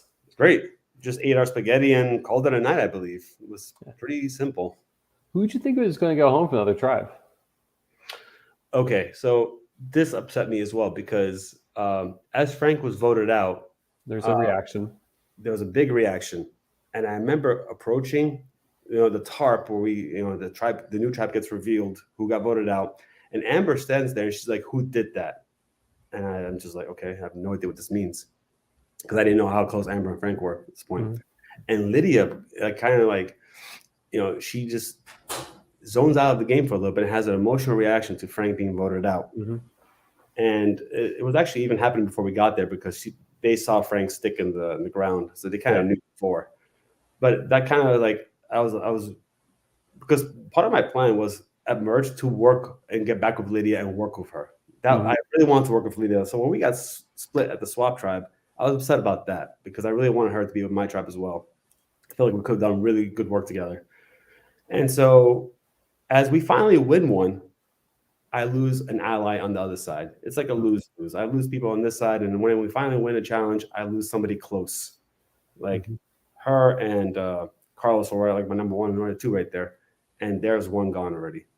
So I was worried about her because of her reaction. But it was a weird one, I believe. I think there was some kind of like she wanted not to vote for Brent or something, and she got out. I think there was some discussion about Taylor fumbled the vote there. I'm not certain no more at this point, but I just felt like it was not going very well. So, in your ideal scenario with your swap tribe, you would have had Carlos and Lydia with you instead of Tony? At that point, yes, absolutely. But Tony we just worked so well together.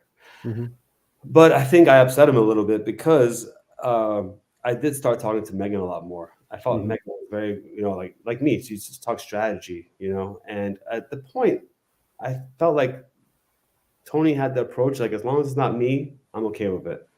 There's even a video of me telling Tony a discussion about the switching Frank to Sky. And he's like, "Hey, I'm good." I'm like, "Oh, I'm also explaining to the camera." Like I could have done better with Tony. I didn't focus on that as much.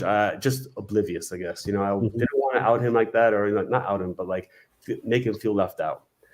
But he did come to me a couple of times. "Hey, she's stealing you from us." And I'm like, "Trust me, we're good. You shouldn't have to worry about me. If I've seen you talk to Sky as well, plenty of times. I'm not worried about you." But yeah, it doesn't end up biting you in this game, right? Because Tony remains loyal to you for your turn of the game. Oh yeah.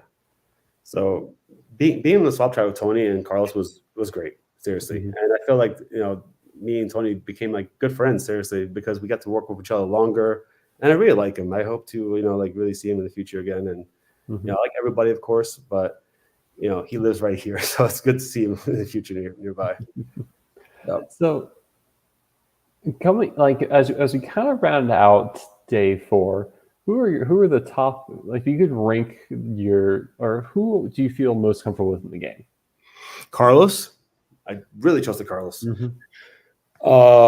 Tony and Megan. Tony more than Megan at this point.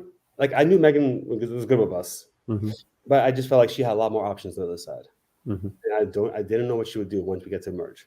So because you've seen her in your past season have options on the other side, go with the other side, and try to ride it out that way.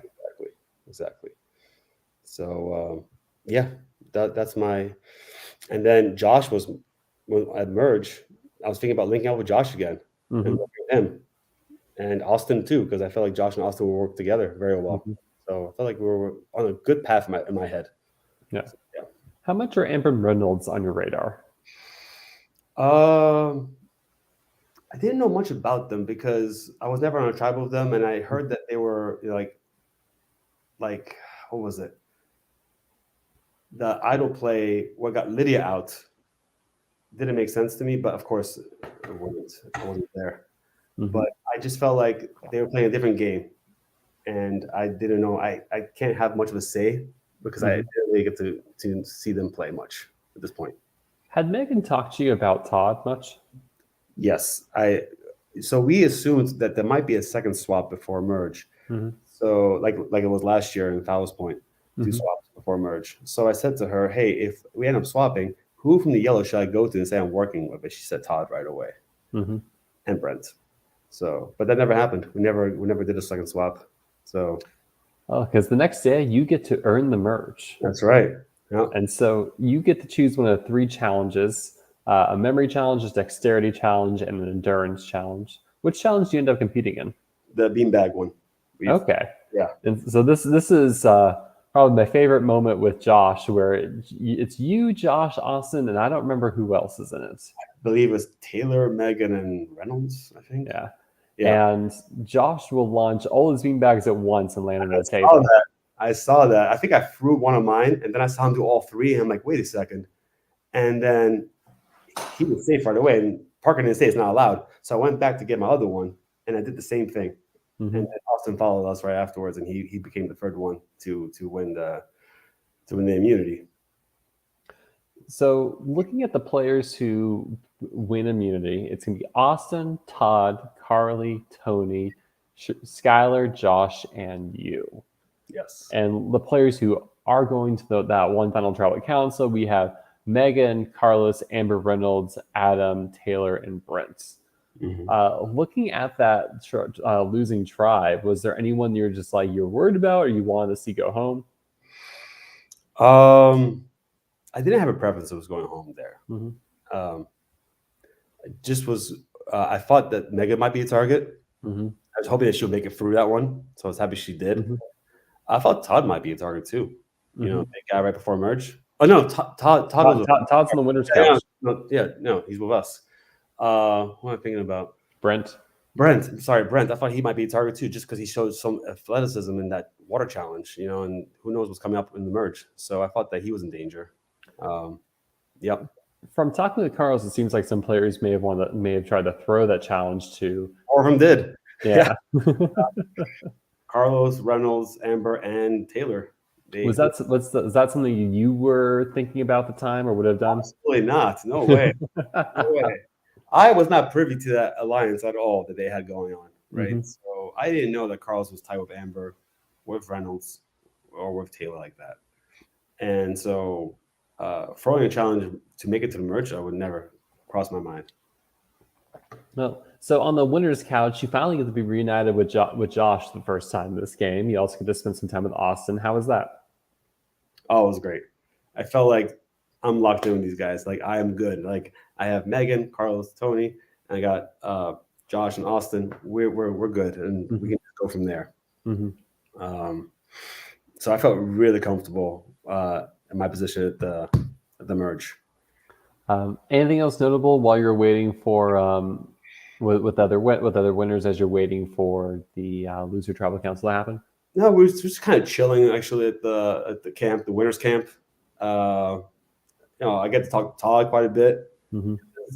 I met Todd real brief last season. Before the last day I got out, he introduced himself, and I met him there. And then I met him at the first day of the game at the house. Mm-hmm. So I got to really talk to him. And honestly, at this point, before anything, I was thinking about going after Todd at one point. Mm-hmm. Take out a yellow. Why not take Todd out? So at this point, before me and Todd start really talking, he was on my radar. Mm-hmm. But just talking to him, it's like you want to work with this guy, right? He's just like, I felt like so comfortable with him as well. And Todd really targeted you and Megan as someone he really wanted to go deep in the game with. Yeah.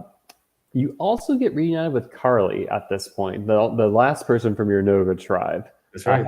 How was that? It was awesome. You know, I got to know Carly so much better this season than I did last season. I feel like she's a different player, so much more comfortable, like at camp. She's so funny. You know, Australian Survivor? Yeah. She gives me Shawnee vibes.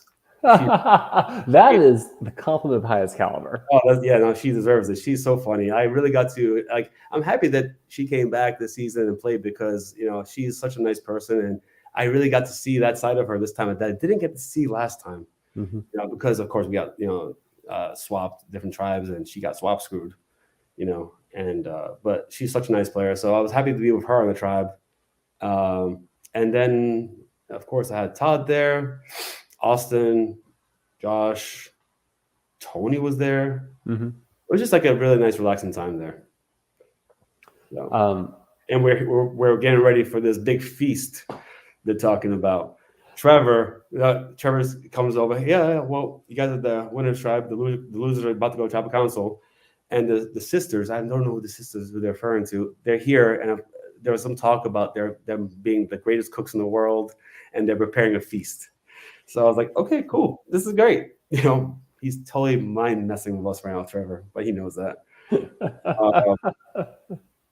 But yeah, so we're like ready to like get to the merge together, see who got voted out, and yeah, just go from there.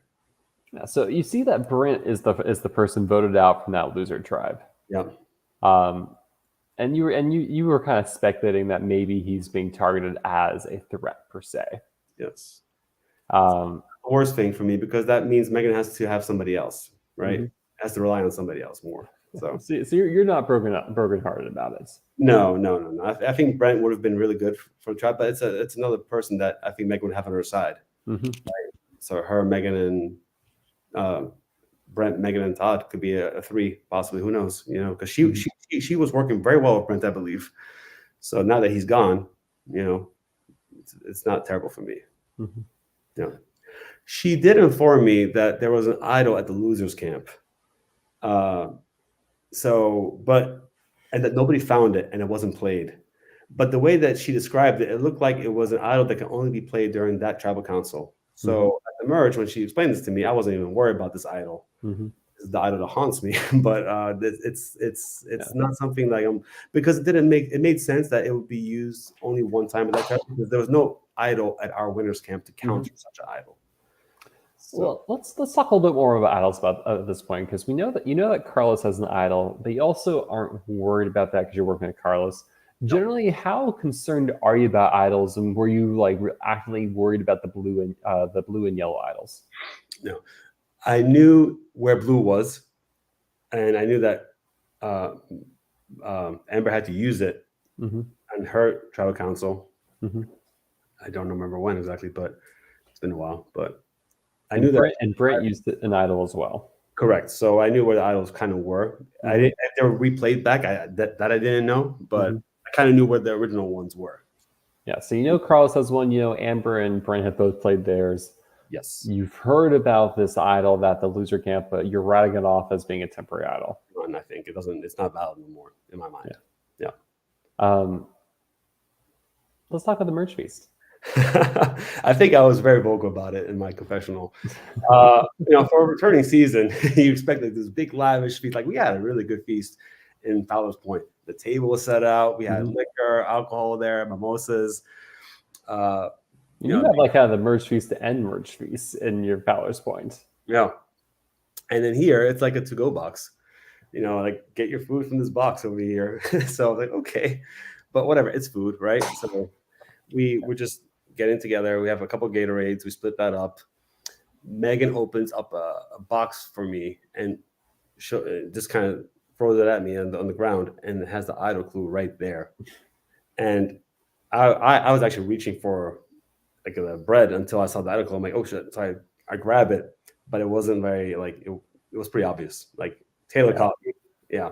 So it was pretty public. It might have all just been a Craigslist of where the idol was, because Taylor told Reynolds, she told Todd. So it's just like, and I was not happy with her at this point, because also the Lydia votes, I felt like she had a big part of sending Lydia home. And now this idol thing, I'm like, she is messing things up for me. So I took it out kind of on her. I approached her and I kind of started arguing with her. I did apologize later to her because I did feel bad. I felt like I lost my temper a little bit with her there, but nothing like crazy. But like, it's a game. So Frank is also caught in the dilemma of Sharif or versus Big Brother. We're really having a war here. Who's what's more exciting? Hey, Big Brother is several months. You only get Sharif one night here. So Frank. Actually, I had no idea Big Brother's playing right now. So I have another chat where it's like Big Brother. I'm just like, it's not for me. It's not Survivor. It's not the one. I'm a Survivor guy, so yeah, I don't know anything about Big Brother. I do know Sharif's son is playing. That's all I know. But yeah. And Zach from season 41 or season 42, right? The brother, I believe. Yeah, his brother's playing. That's all I know. Yeah. That taps me out as well. Yeah.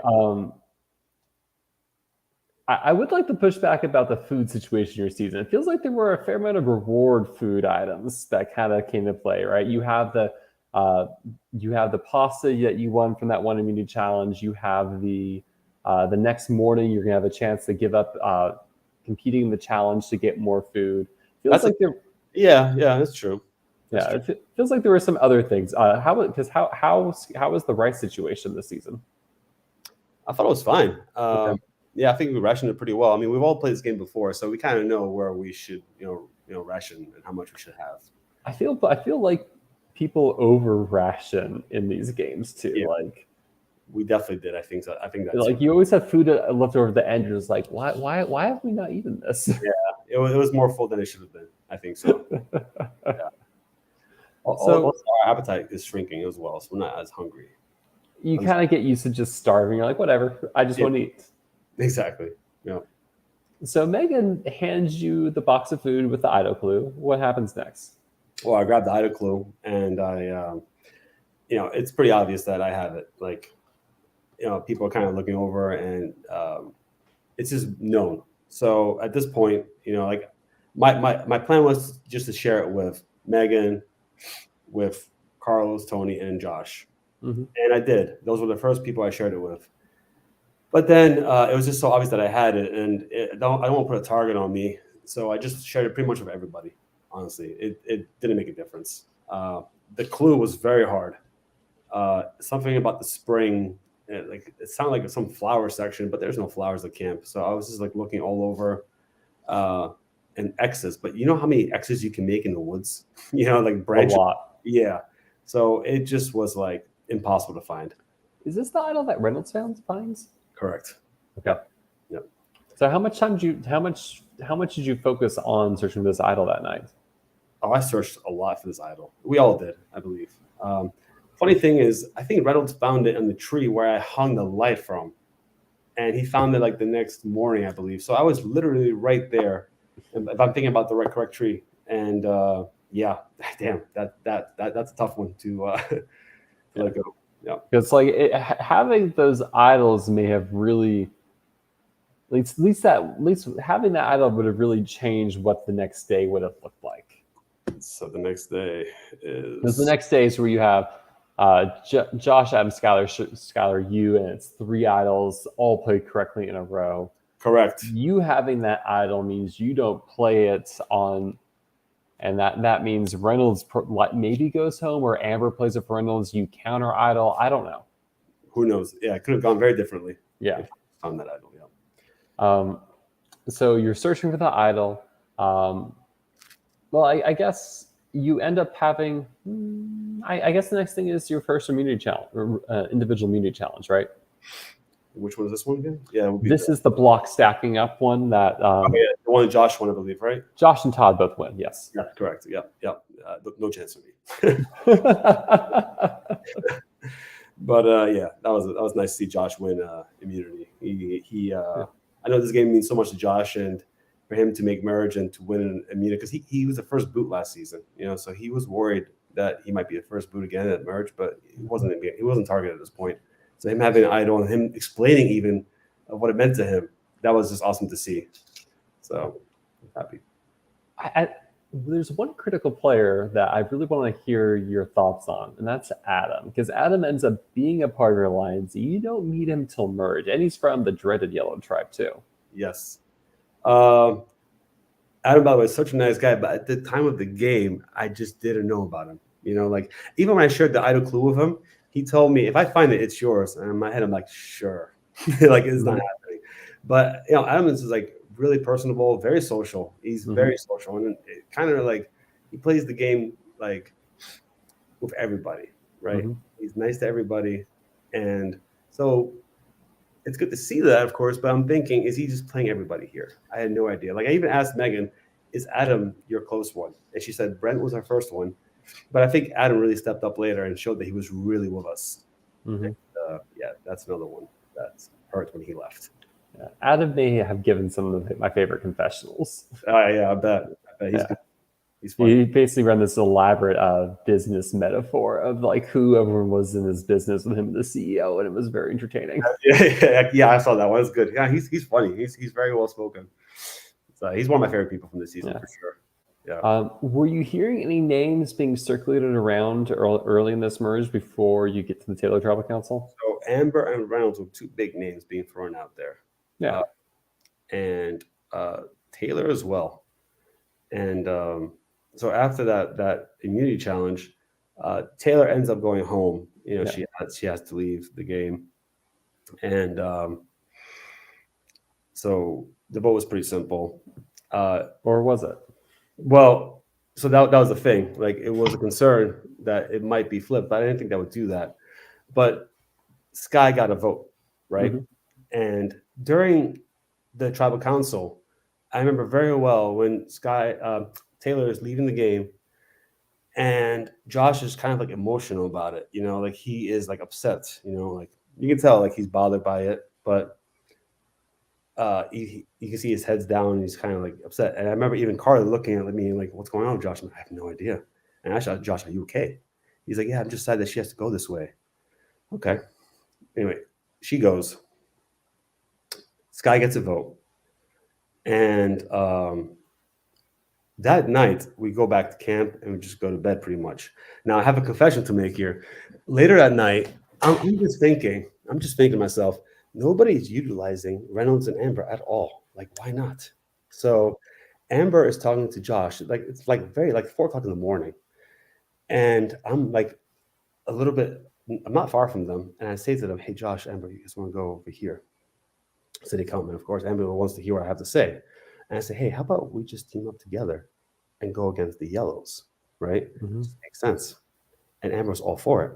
I'm like, "Yes, finally, I want to play this game if somebody wants to play it." Cool.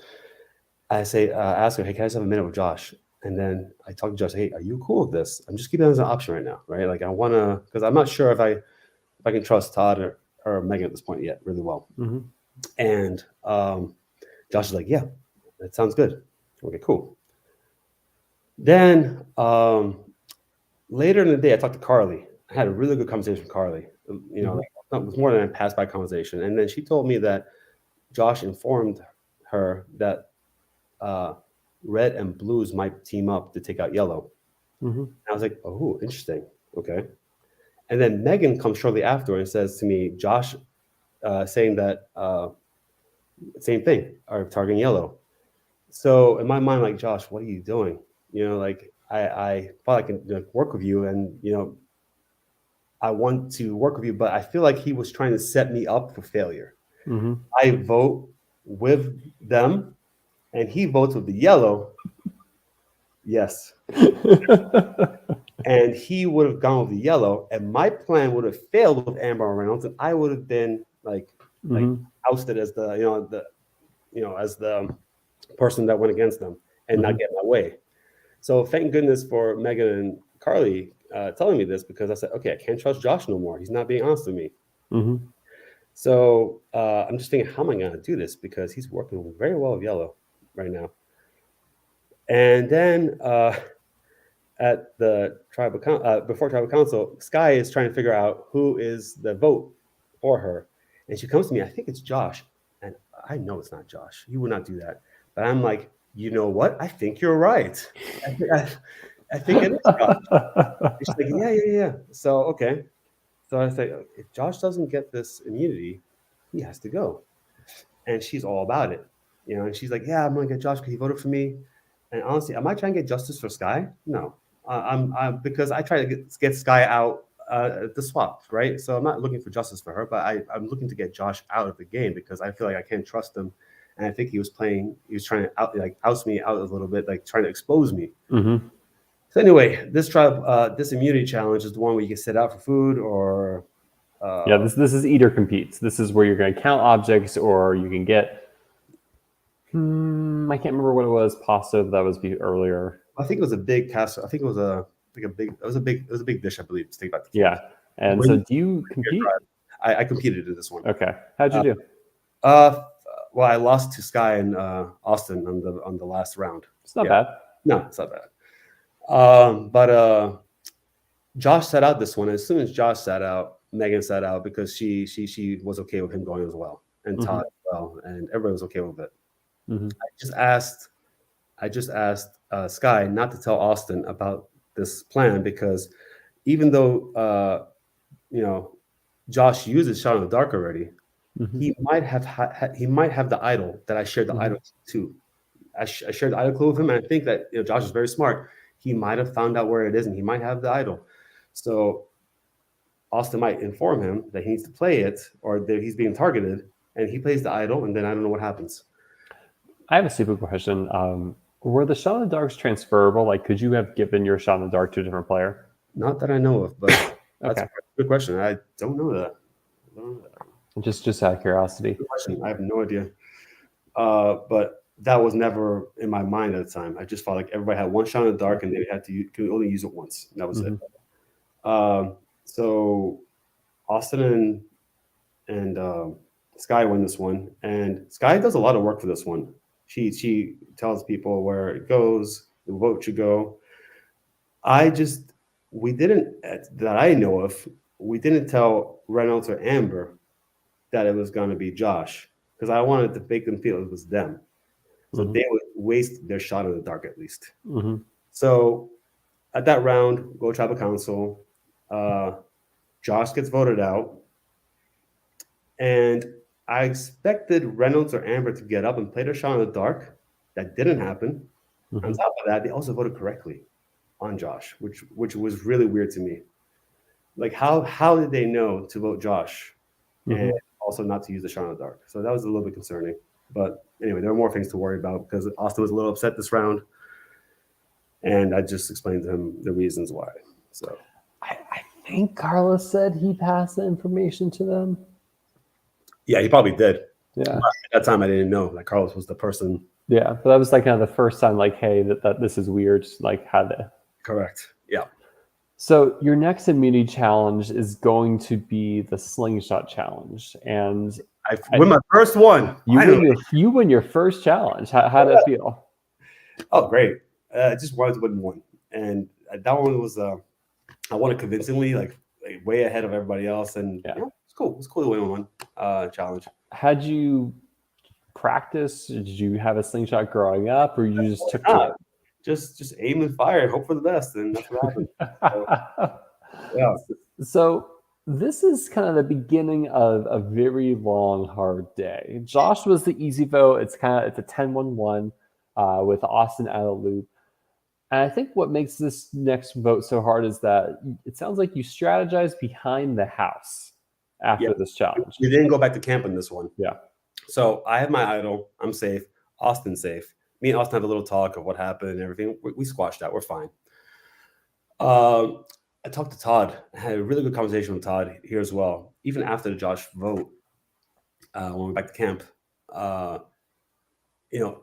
was no longer on my radar for thing. Not only that I want to work with him, I need to work with Todd. Like he's a good person to work with, and I trust him. Like he's a man of his word, and I believe that I can go far in the game with him. So I have options. I got Megan and Todd on one side, and I got Carlos and Tony on the other side. It's great. Like it's going very well, and I thought that we can just ride this out together for the longest time. So after winning this one, I go back to the house area, the barn, whatever you call it, and Todd's name's out there. And I just literally gave my short interview of winning this immunity thing, but everybody's strategizing over there already. When I come there, it seems like Todd is the name out there. I'm like, how did this happen? So we just kind of this was the one where Adam went home. This is where Adam goes home. So it's 5 votes Reynolds, 5 votes Adam, Tony votes Skylar. Yeah. So wasn't sure where Adam stood at this moment at all.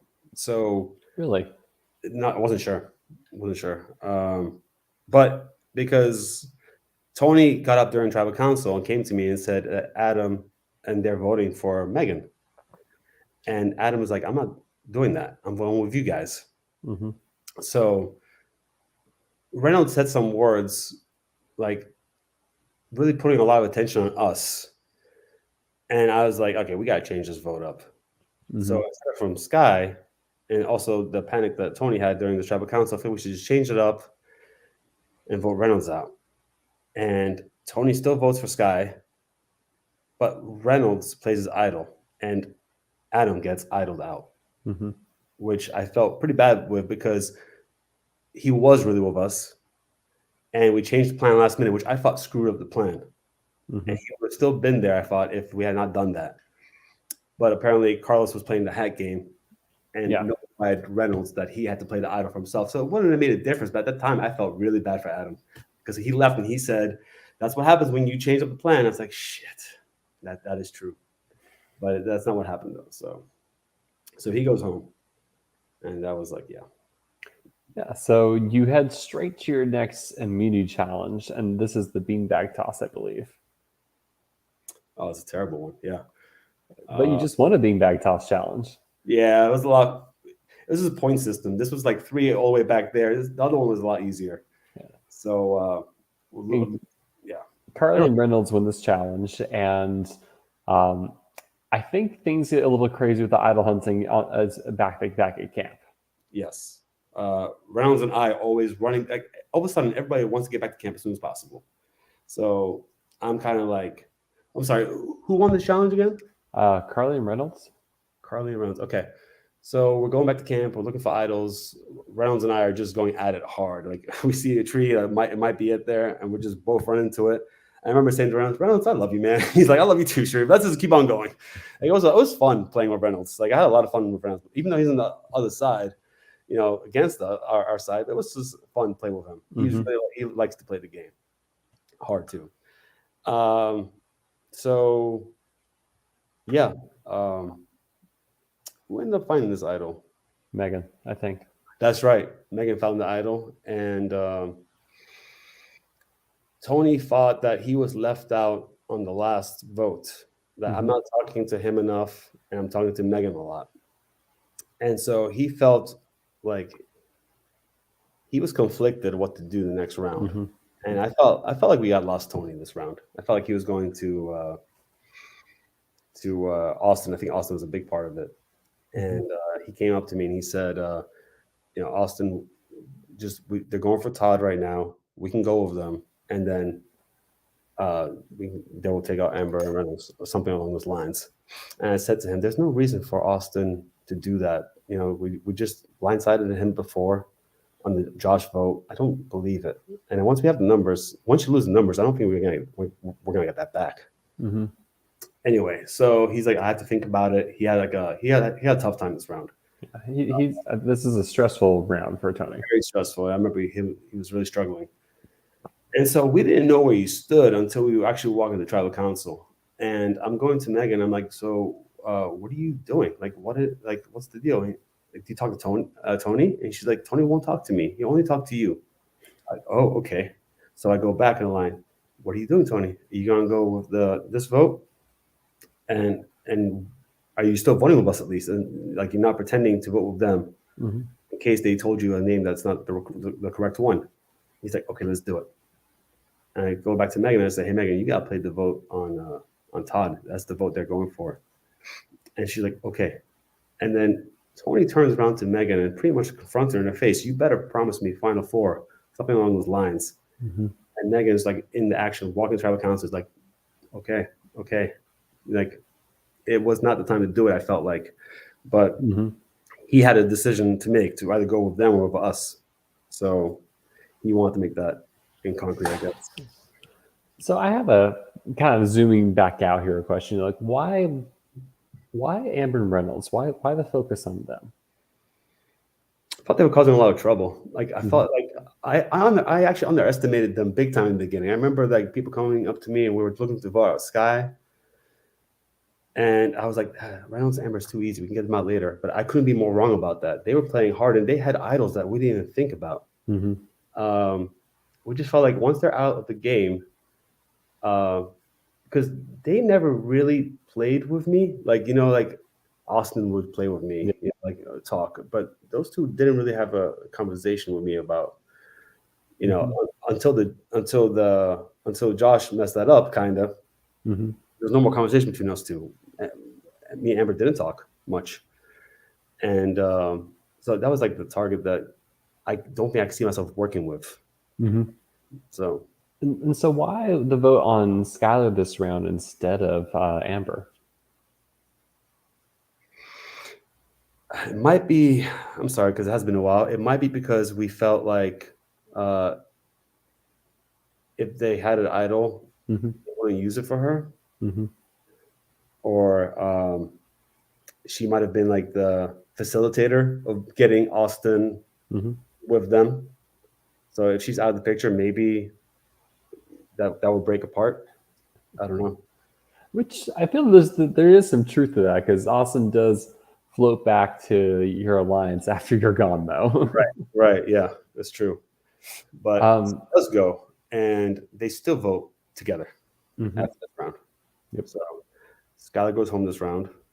Yeah. So Megan plays her idol. She gives a speech, kind of saying like, "Us five, we're gonna do this together," and it's a successful where Skylar goes home in a 5-0 vote as a result. Correct. She goes home. And then we go back to camp again and start Mhm. looking for idols again. And I remember I was just trying to I was having fun with this, to be honest. Like it was stressful, but I was having fun. Like I remember being in the front of the line. I put my torch sideways so they couldn't bypass because the path is narrow, right? So Mhm. you can't really get past this torch unless you hit it. Mhm. I'm just walking by, making sure nobody runs by me. All of a sudden, a jerk of the torch goes forward, and I see Reynolds just running past me. All right, so I just throw my backpack off and just like jolt it, like looking for idols as well. But I don't think Ida was planted this round. So how are you feeling after going to this vote and you're now up in the numbers? It's final 9. You have an alliance of 5. They have 4. Theoretically, you have the majority again. Yeah, I think the only thing that can mess us up is shot in the dark. If they play shot in the dark and if there's a leak. Mm-hmm. So the plan was this round to go for Carly. Mm-hmm. And I really wanted to work with Carly too. But the thing is, we were thinking like if there was an idol, who would they least likely play it on? Mm-hmm. Our answer was Carly at the time. So that was our decision to go for Carly. Well, you have your individual immunity challenge, and this is where you have to balance the shotgun birdies on like a pedestal with 1 foot up. Correct. How was this for you?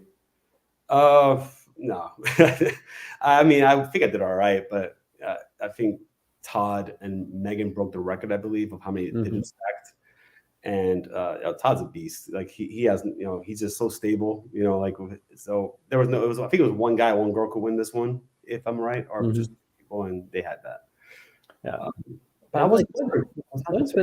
One benefit from having your allies win is it's great to have your allies have immunity, so you have more options to vote out for. The only problem is you have there's less people in your alliance that can be targeted, and you're left exposed. Exactly. But since we had the numbers, I thought we're okay. Did we have the numbers at this point? Yeah, we did. We had the numbers. 5-4. So I thought we're okay. The only thing I think that could mess it up is shot in the dark. And then, so we go for Carly. Now, during the tribal council, we're sitting there, and Todd reconfirms, and he says, Carly. And I remember just being like, I think he spoke a little bit louder than I wanted him to speak, but Tony looked at me like, uh-oh. And that didn't mess it up, though. But I thought when I got voted out that it might have been overheard, or I thought maybe it was just too obvious that it would be Carly. I don't know. It's hard to think of a reason why they would try to save Carly. But Carly plays a shot in the dark, and I'm like, how does she know? Right? I mean, okay. And I thought maybe it was overheard somewhere along the line. Plays a shot in the dark. Okay, cool. Then she doesn't get it, but then Amber gets up and goes to her bag, and I'm like, oh goodness, and plays the idol for Carly, and that's the end of my game right there. I had a feeling because there's only 3 of us that could get voted out. Megan and Todd have idols. It's me, myself, and Carlos. Carl and Tony. And I felt like going to Carlos, like tapping on the shoulder, hey, it's us 3 right here. You should play the idol right now. But it's his idol. I didn't want to expose him having the idol. Like if I'm out of the game, that's fine. But I don't want to ruin his game either. Like I'm loyal to my friends. I will not expose them to my, like just for my own benefit. If I think they can go far in the game. So I felt maybe he felt like it would have been Tony, or he wasn't even sure. So when the votes were being read for Carly, Reynolds turns around and says, "I'm sorry, man." And I'm like, "Yeah, I knew, I knew it right away." What was So interesting from talking to Carlos is he really defines like you getting voted out as like the biggest turning point of his game, or where things kind of go downhill. That it, losing as an ally was just so disastrous for his future longevity with this alliance. yeah. So he told me afterwards that he didn't know that they'll go for me.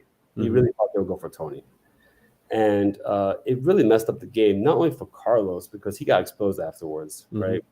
But also, I hate, it might be safe, but like it also ruined, I believe, it might be weird for me to say, but Amber and Reynolds, because they used an idol for Carly, and who follows me right after to the jury? Yeah. It's Reynolds and Amber, and they saved Carly, She but didn't have Carly, any loyalty to them beyond getting past that vote. and Carly actually gets an idol later, but she doesn't play it for herself, which she shouldn't do anyway. I believe she should keep the idol for herself. But the same thing for Amber and Reynolds; they should have kept the idol for themselves. Then I find out is the idol found at the losers camp that got me out. And I'm like, oh my goodness, the one idol that I was not worried about got me out. But hey, that's the game. I mean, So looking at that, this is like all of day 6 of the game. This is probably one of the wildest 3 vote sequences I have seen in a while, where you have like 2 alliances, depending on how tight, like go at each other like that 3 rounds in a row with correct idol plays, right? With the people theoretically being willing to go the rocks. yeah. I was literally willing to go to rocks for Todd. I would have done that. And so you enter the jury, and at what point, I guess, do you kind of learn? I guess, at what point do you learn that Carlos has been playing the middle? As soon as Reynolds is voted out, Reynolds tells me it was Carlos. I'm like, Carlos? No, I couldn't believe it. Like I was like Carlos had won immunity after I left. And I was like happy for him. Like, yeah, go Carlos, And then later I found out that he was the one giving the information. So I was really like blown away. Like, damn, he's a player. He's that's a good. But I did not see that coming. But let me tell you, like going to that jury was actually a lot of fun. It really softened the blow for being voted out. Like Josh was there, Adam, Sky were there. We had a lot of fun that first night. So it wasn't the worst thing to get voted out. Honestly, I love this game, but we have good people like that in the jury. I remember having like drinks with them, just talking in the game with them. Like it was a lot of fun. So It sounds like the jury this year was a little bit more freedom to move around and wasn't pinned into that one room. Absolutely. Like I was in the jury last year just for a couple hours because I was voted out the last day. But I was like, this room sucks. Even for a couple hours. I don't know how James did it and Keenan for that long. But this was a much better jury room. Yeah, we just had a lot of fun. It was just like hanging with friends there. So it was cool. And then Reynolds and Amber came, and honestly, we just continued having fun all together. The game's done. Just like it's not even forgive and forget. It's just like, hey, that was good gameplay. Like. I also felt like when I got voted off, maybe I felt at the time I pissed off Amber a little bit because I asked Reynolds for a light to look for my bag, and I couldn't find my bag anywhere because I had thrown it away. So we got in a little argument, me and Amber. But yeah, we squashed that out too. Like these are all really good people. So I had a lot of fun with this game. So watching the rest of the game unfold, what surprised you? Well, Carly killed it. I was really proud and impressed by Carly's gameplay. She turned it around completely from last season. It was a lot of fun watching her. I just had fun watching the game go down. Like I was like really happy to see Megan, go to the finals this year. Yeah, just rooting for pretty much like everybody over there. It's fun to watch. Talk to me about your jury vote. What were you looking for in a winner?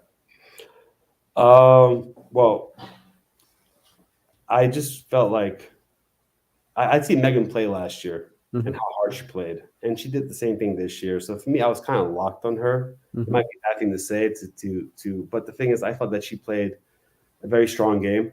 I also felt like Todd played a strong game, but his social game is what people didn't see. Mm-hmm. For me, my perspective, I saw it because I worked with Todd just fine. Mm-hmm. So for me, Todd did great. And Austin, I mean, yeah, he had to scramble to make it work for himself, and he did. He did it really well. And so any one of them, honestly, would have been fine. But my vote was pretty much locked on Megan. One thing I think it's so interesting with the season is with you gone, Austin kind of assumes your role in that alliance. Yep. He read that well. Yeah, he knew that was the best, a good option for him. So it made sense. Yeah, I just wanted also Red to do well. Even though Carlos was the infiltrator, like I never felt like malice towards Carlos. Like I felt like we worked very well, and I really felt like he trusted me as well, and I really did trust him. I just didn't see that coming. But I still want him to do well. And I want Tony to do well too. Like if it was like Red there in the end with one of the yellows, or it would have been tough for me. But I think that I don't know. Yeah, I'll just keep that to myself one day. Whenever that happens again. Did you feel like the jury was leaning one way or the other going to that final tribal council? It was pretty clear where it was going to go. We had the jury roundtable. I think it was the first time ever that Reelfoot did that. And it was very telling of where the votes would go. I just said my piece, why I think Megan should win. And Adam said his piece about why she should win. There were some people that were open, Josh and Carly, but it seemed like they were leaning towards Austin. I just knew that Todd wasn't getting much of any vote there. And it was between Megan and Austin, and it would look like Austin was a clear winner there. But you hope that the speech can turn things around. And I think that Megan eventually did change Josh's thought process. And he came back after he asked his question. He said to me, "Yeah, I think that's the one I'm voting for." But I think then Austin followed up with something, well said, and he back to Austin. So yeah, it ends up being a really close. It ends up being a close. It's 5-3, but Megan cancels out Skylar's vote, and so it's still a close vote where any one person would have tied it, and Todd likely votes for Megan in a revote. Yeah. No, it was a fun final three. Just hearing the speeches, I think they're all very well spoken, and honestly, it's just fun to see them three in there as well. But like I said, anyone else, the Reds as well, were there. I would have been very happy to vote for them as well, regardless of Carlos at the thing for me. Turn me out into my game. How is I just wish Carlos had told me that he knew Amber. Let me know about your relationship with Amber, because I would be maybe more willing to work with them if I had known that you were so close with them. So I wish that I knew about that. And why he decided to keep that a secret from me, I don't know why, but that could have changed a couple things up. But that's another one. Let's dig into some coulda, shoulda, wouldas. Let's say Carlos is more forthright with you about his friendship with Amber at the start of the merge. How does that change things for you, think? I would have been I was thinking about doing the Amber, voting with Amber Reynolds until Josh spoiled it. So if I heard that Carlos was down for it and was close to them, I probably would have gone that direction too. I was willing to do that without the knowledge of Carlos knowing them. So I probably would have done it. But then I don't know what would happen later on because I know how close they are. So yeah. Well, I wonder if you work with Amber and Reynolds and you're kind of bringing in your original alliance too. I guess that leaves Austin and Carly and Skylar still as the targets, or are there other targets that you think would have emerged instead? Maybe you still target Adam because you're unsure where he is. It's possible, yeah. I just don't know much about Adam. Adam, it's like Corey. I didn't know where he stood. I felt that Adam was more talkative to Corey, and but I just didn't know where he was. Like some people are really good at talking and just vote the other way, right? So I thought he might be one of those. So let's say Carly does go out at final 9. Where do you see your game going from there? Carly goes out at 9? Yeah. So let's say Amber doesn't play her idol and Carly's voted out. Yes. Okay. Well, then after that, it would just continue, I think. Amber Reynolds, which would have backfired because they have the idol. So who knows? Um, Yeah, I would have continued going that, and then at the end, it's between the yellows and the reds, really. I assume you're taking Megan the final three with you. I was considering, yeah, I kept going back and forth between this because even Megan said in her deep dive, she wasn't sure if she would take me to the final three. She was thinking about, because also later on, and as I won immunity, uh, on separate occasions, both Tony came up to me and Carlos on different occasions, and they said, Megan's making me deals, final four. With Tony said it would be her, Todd, Carlos, and Tony. Mm-hmm. Them four. And Carlos came to me a couple minutes later and said that she approached him with the same deal, her, Todd, and Tony and Carlos. So I knew that Megan wasn't really serious about taking me to the finals. And I even confronted her, hey, so what's your plan for the finals, like final three? And I said, because I'm hearing this. And she said that Tony came up to her and said that. So at that point, I wasn't really worried about that, but I knew later on I have to really think about that. But guess what? I didn't get that far, so you don't have to worry about that. Who else was in contention for you wanting in the finals with you? Tony. Mm-hmm. I wanted Tony in the finals. And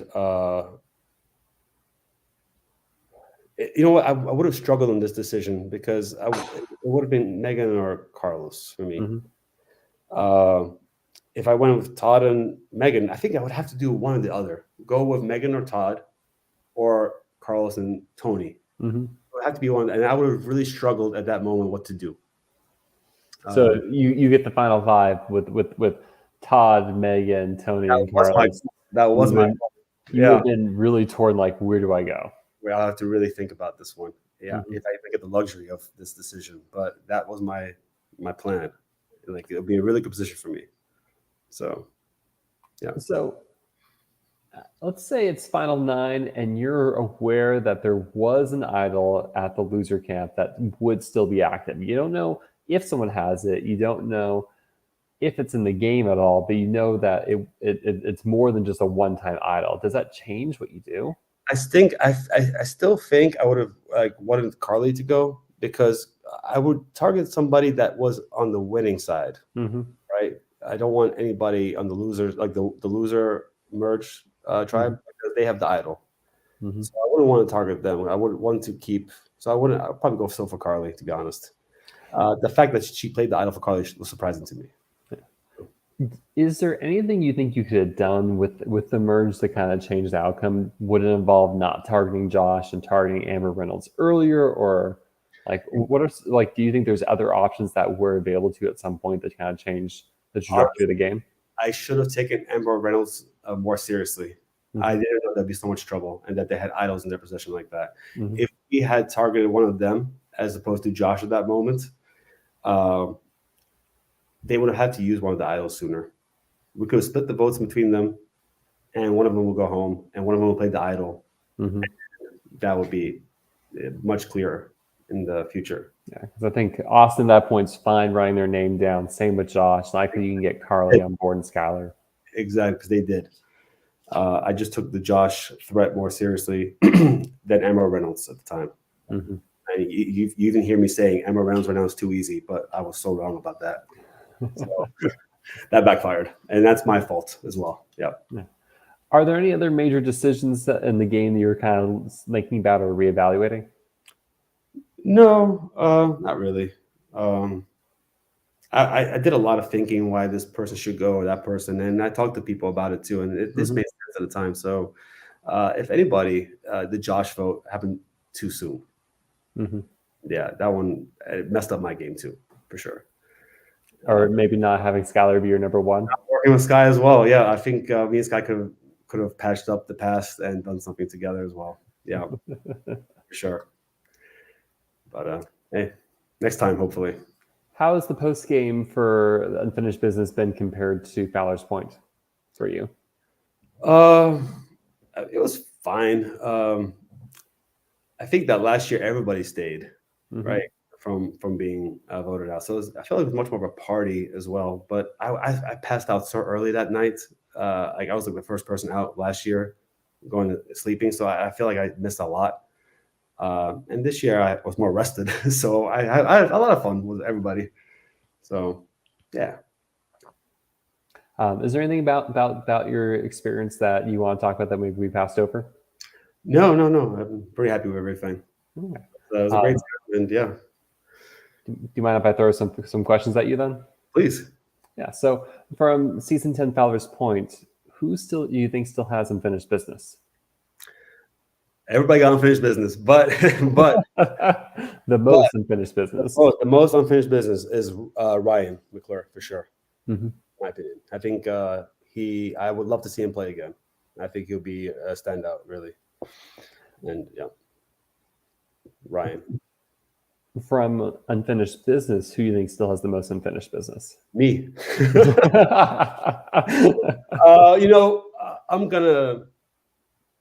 I'm gonna say, damn, that's a tough one. I think Nate. I thought Nate was gonna be a big time like presence and throughout the whole game, and I think that just unlucky that the shot in the dark backfired on him. Mm-hmm. I think that the game would be very different if he was still there. Mm-hmm. And I think Frank as well, to be honest, and Lydia. Mm-hmm. There's quite a few people, to be honest. I don't have a specific person in mind. Yeah. What was your favorite challenge this season? Well, we lost a lot, so let me think. I think that the one where me and Austin celebrated big time with the basketball, that was like my favorite moment for a challenge. So yeah. More than the slingshot? Yeah. I'll take the slingshot. I'll take the slingshot because I won my first one. So yeah. But that favorite moment was that moment. So my favorite challenge was that. My favorite moment was with Austin and making the merge. That was a great feeling. So more than the crickets? Oh yeah. The crickets weren't even that bad, to be honest. Would the crickets have taste better if they were with the collard greens? Probably wouldn't have tasted it, to be honest. I didn't taste it. You have to eat it so fast. I already had the 3 crickets crushed, and and just had to toss it in. Just whoever swallowed it first won. I didn't taste it, so just crunching it. That was it. What was your favorite camp life moment? I think the sitting around the fire. To be honest, I just it's like camping over there. So. Not the strategy talk, just like hanging out with people. Carly stood out to me here because she's really funny, and just having her on camp, it's just like brightened the whole mood of the camp. So, but everybody chipped in socially, and it was a lot of fun with everybody. So, just hanging out, to be honest. What was the best night of sleep you had in the game? Every night, I slept very well. Austin and I, we're crazy snorers apparently, and people were getting pissed off at us. I think. Todd slept separately from everybody because we're so loud and snoring. So, yeah. You talk a lot about this game was a lot of frustration of giving up options as you progress through the game. Who do you then, looking back, wish you had a chance to work with but didn't? Well, I feel like I worked with a lot of people because we have lost so many challenges, because the only people I didn't meet in the game was really Nate, Brent. I think that's it, to be honest. So I had chances to play with everybody.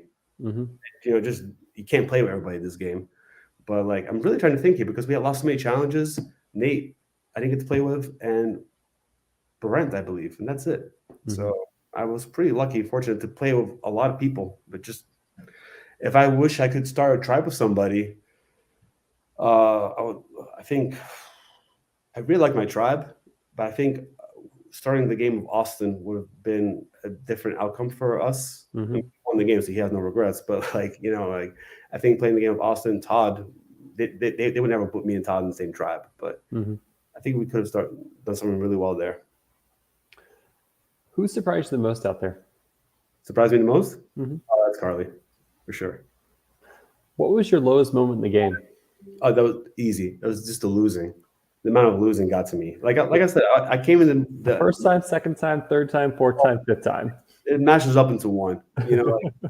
My plan was just to come in, chill, lay low, but I couldn't do that because I was losing so much.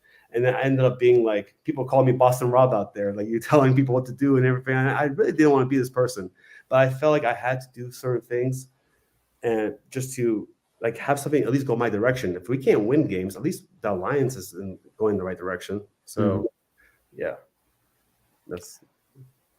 So what was your highest moment in the game? My highest moment in the game, I'll say, um, winning immunity.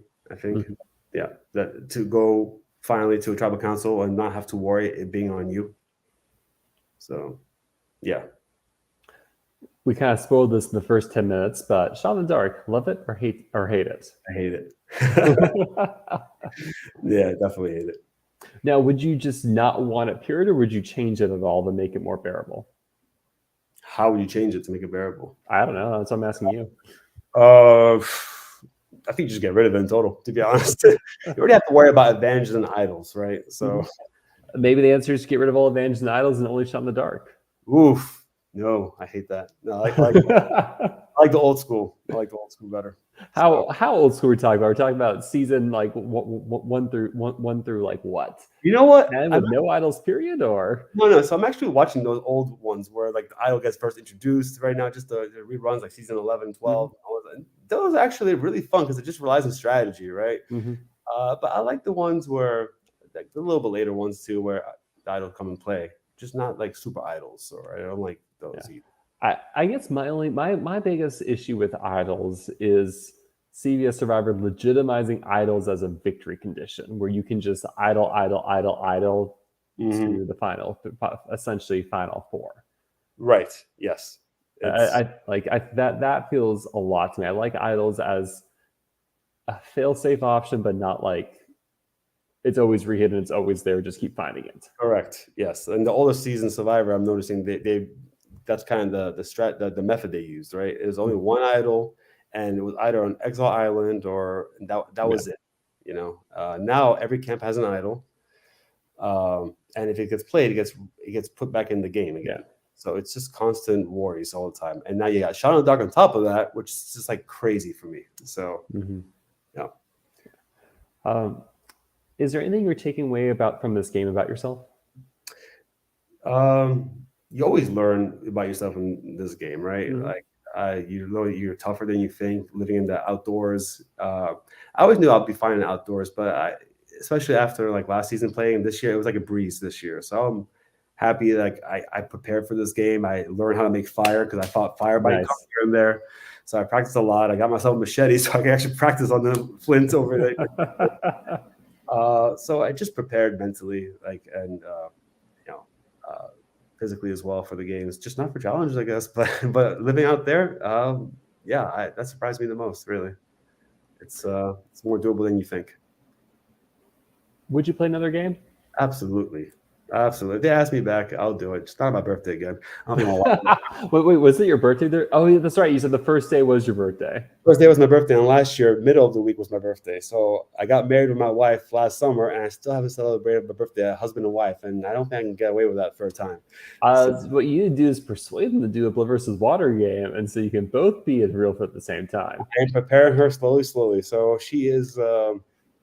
She started playing a Survivor game, LRGs here and there. I'm very proud of her. She made it to the final 3, the last one she played. So I'm getting her there. Wow, that's impressive. Yeah, so she loves it now. So I'm like, eventually you're gonna play Reelfoot, right? And we'll see what happens. We'll see.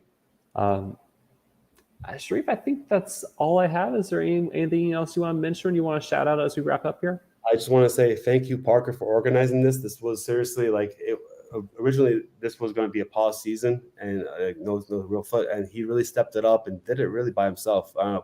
Pete as well, he helped so much. Amos showed up there. It was so much fun. I really have nothing but nice words for Parker for doing this, because I know this was stressful, and I know he took a lot of heat for this game because people weren't casted in this game that were hoping or expecting. But they might get the chance in the future. But I think he did a great job. He should be really proud of himself. He stepped up like no other, and he made it one very memorable game. So thank you, Park, for that. Well, thank you again, Sharif, for taking the time. I apologize that it's been a minute since the game happened, but I'm grateful that you were still free, that we could have this deep dive into your experience. Absolutely. Thank you so much for doing this, though. It's a lot of fun. I'm looking forward to to the following ones that you're going to be having, and I want to see you play one. And when's it coming out again? January, February? Yes. So for the listeners, I had a chance to play Surviving Bloomington, which will be coming out next year at some point. Give or take how long it takes to edit a full season. So get excited. Well, I'll be rooting for you, man. Looking forward to that. And everyone, thank you so much for tuning in. There will be more Surviving Reelfoot deep dives in the future. And tomorrow, same time, 7 o'clock Central, I believe, no, 6 o'clock Central, 7 o'clock Eastern, I'll be talking with Amber. And so I can finally dig into what was going on behind her and Reynolds and their strategies and plots during the game. That'll be fun. And like how much stuff got thrown out when Reynolds got voted out. We need to know. Yes. I want to know too, because I wasn't there. I would love to hear about it. It's so much fun. But fun to listen to. Yeah. Again, thank you so much, Sharif, and thank you everyone for tuning in, and take care. Thanks so much.